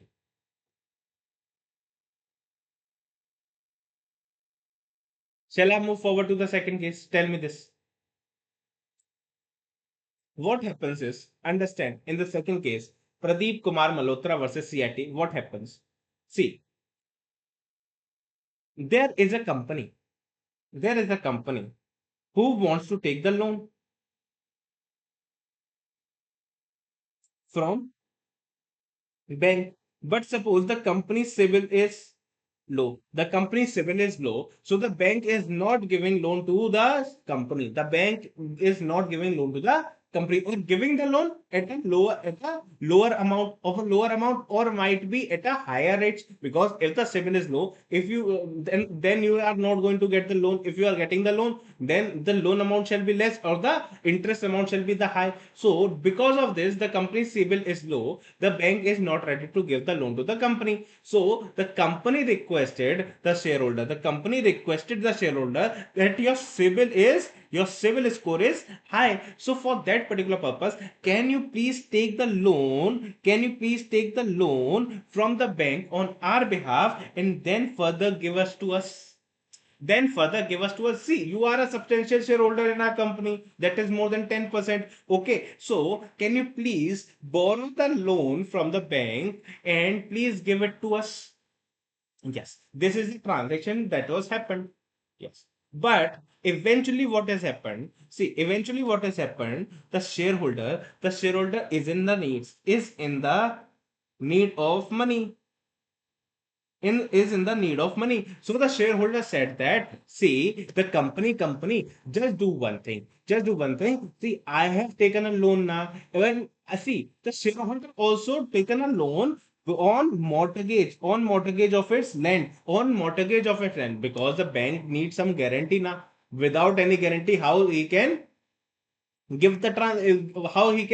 the loan to anyone. So the shareholder had mortgaged some property on the bank. Now the shareholder want the money in their hands because of some other reason, and for that particular purpose he want to sell out the property that was mortgaged to the bank because they want to give the loan to the company.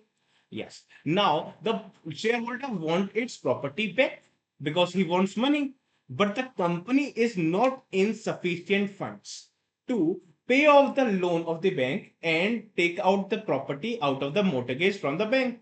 But the company does not have that much of sufficient amount of money as of now. So the company said that to the shareholder that, see, your main problem is that you want money, but I have not money. I have not that much sufficient money to take out the property from the mortgage of the bank. So do one thing. You want 20 lakh rupees. Nice of now. You want 20 lakh rupees. Now I'm just giving you the figure as an example only. Not 20 lakh rupees was there. I'm just giving you the story as an example. Okay. So you want 20 lakh rupees. Now let me give you 20 lakh rupees. So company is giving 20 lakh rupees to the shareholder because the company cannot mortgage out the property from the bank. So for that particular purpose, the company given the shareholder the money. And now for that particular purpose, this particular transaction that the company given the amount to the shareholder comes into the mind of the assessing officer. Assessing officer find that particular thing that yes, the company has given the shareholder money. So there is a concept of deemed dividend. So can you please tell me whether the assessing officer was right or wrong? Array, he was wrong. He was completely wrong. He was completely wrong because the court observed that the by way of loan or advance is important. See, this is not a loan or advance. It is because of the mortgage which is used by the shareholder. This is a facility which is given by the shareholder to the company. It is not a loan or advance. It is not a loan or advance. Hence, it cannot be deemed as a deemed dividend within the meaning of the act. Understood, Pradeep Kumar Malhotra case.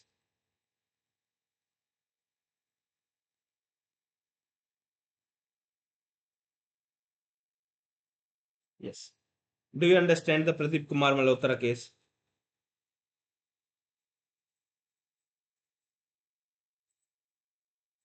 Tell me, just fast, tell me.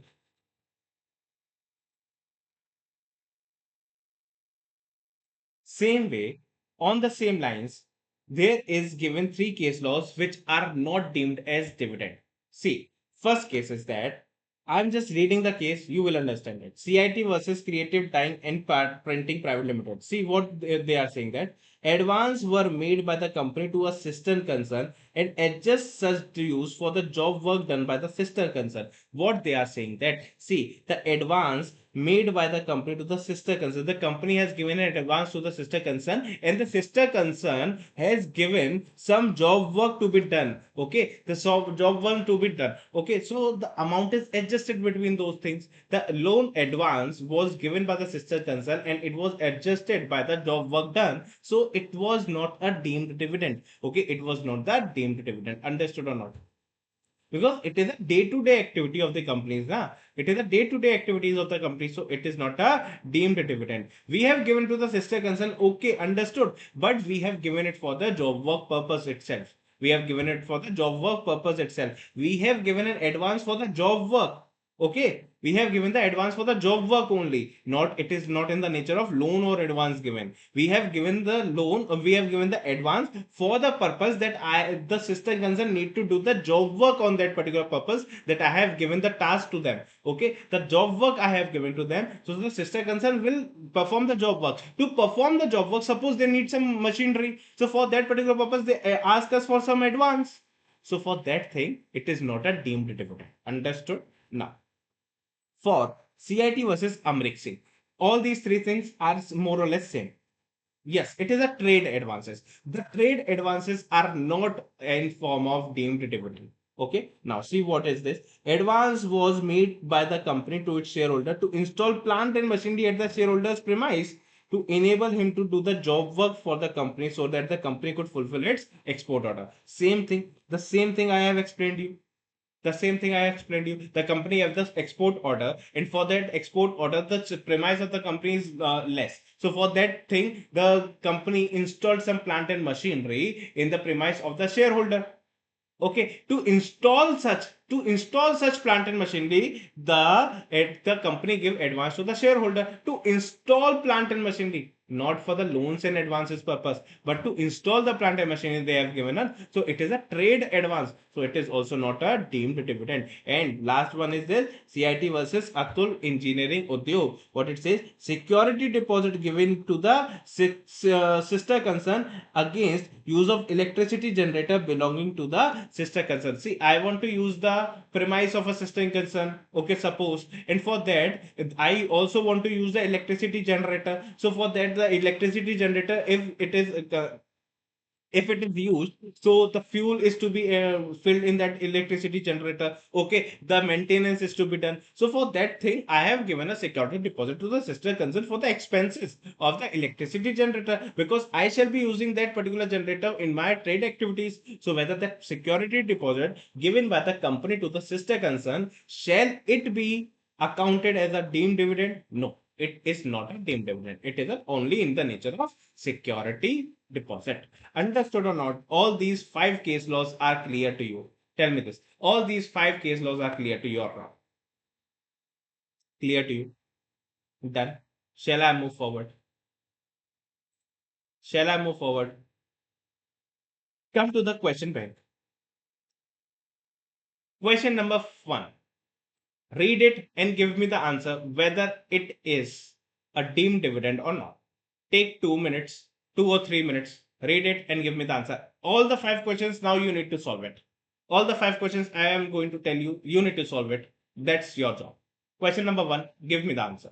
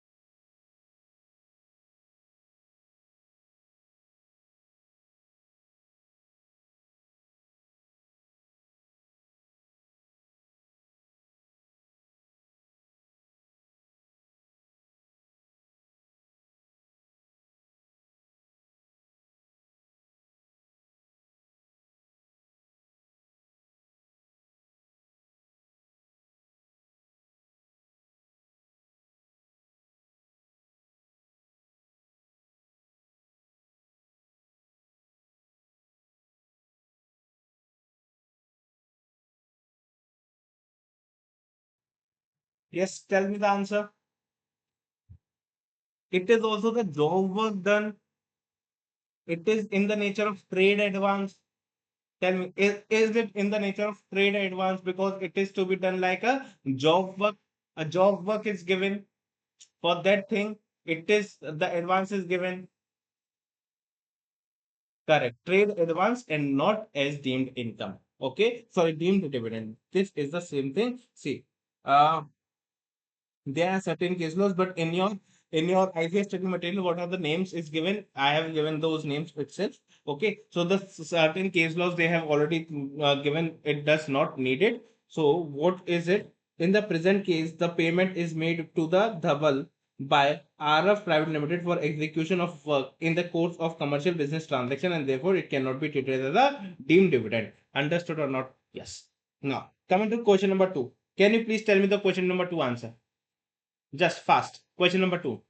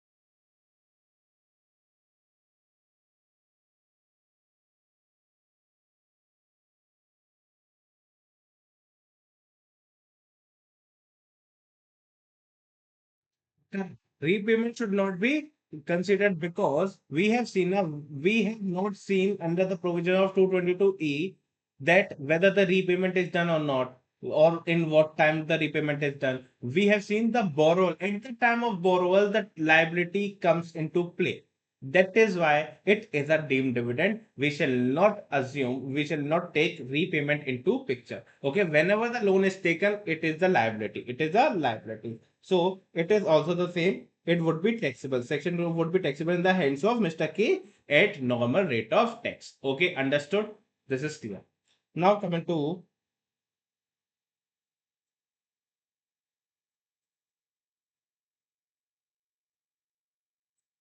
question number 7. Solve it. Question number 7.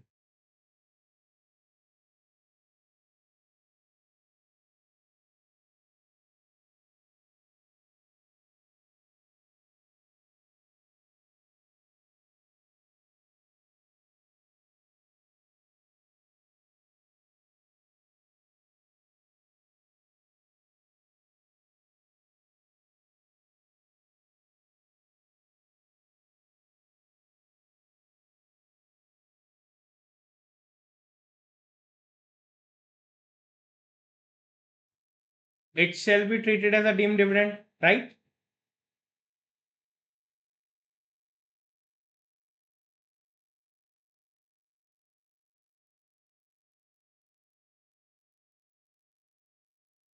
Not in the ordinary course of the business. It shall be treated as a deemed dividend, right or not?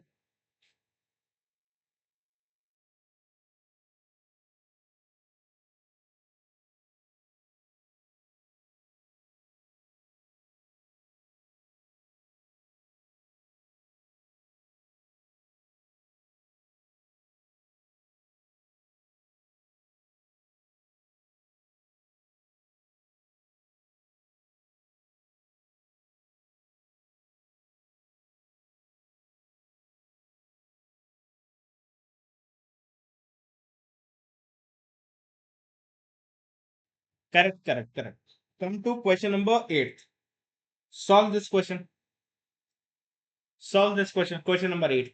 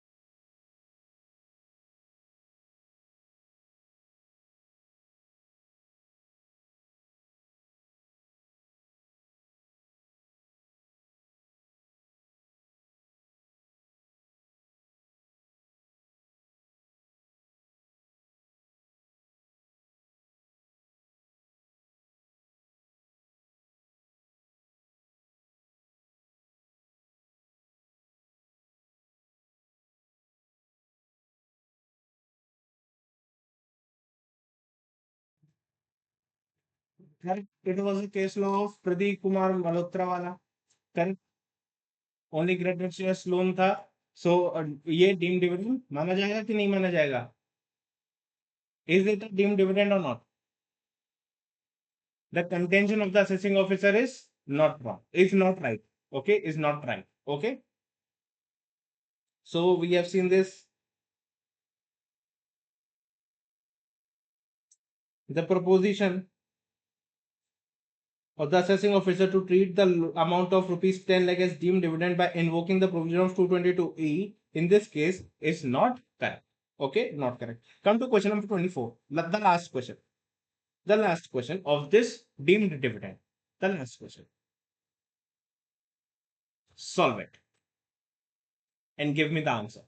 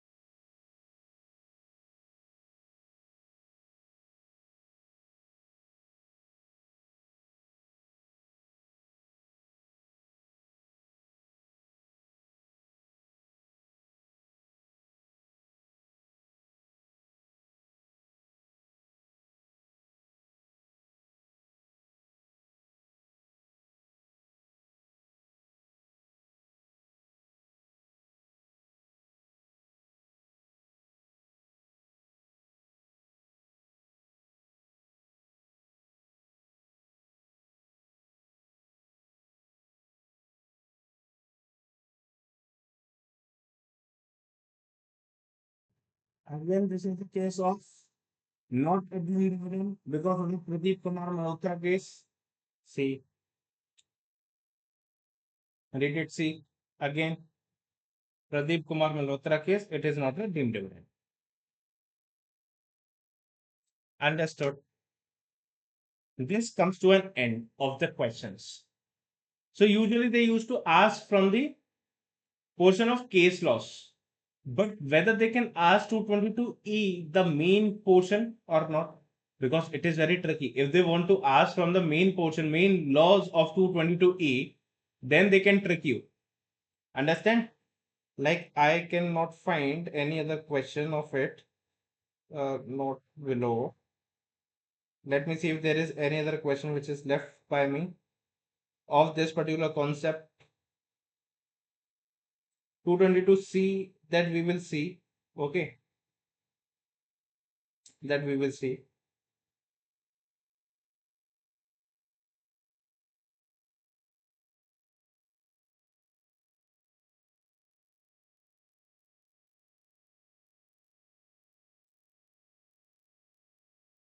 Yes, the rest is over. The rest is over. So your today's homework is understand 222 and every question is from 222E itself. Okay, because that's the only thing they can ask. If they ask from 222A to D, everyone is going to answer the correct. Okay, so the job is to understand and read from question from the notes that we have done of the deemed dividend. First, recall everything of the deemed dividend, and then come with 56 to 10, the revision of 56 to 10. Okay, that's the gift wala provision. If you are coming with the gift wala provision revision, gift wala provision revision of that particular provision, then we shall be solving the questions very quickly tomorrow. Okay, I'm not going to into the details of the gift wala provision because it's very easy and you all know the concept of that. So it's not very viable to understand those things. So that is why I shall be moving ahead with without the concept, or if time permits, I shall be taking a quick review of those particular things. Okay, and then we shall be completing the other sources tomorrow. We will be having the target of completing the other sources tomorrow. Understood? Clear? So this is all for the day. Let's meet tomorrow and try to complete the income from other sources by solving each and every questions tomorrow itself. That's all. Okay. Take care. Bye bye.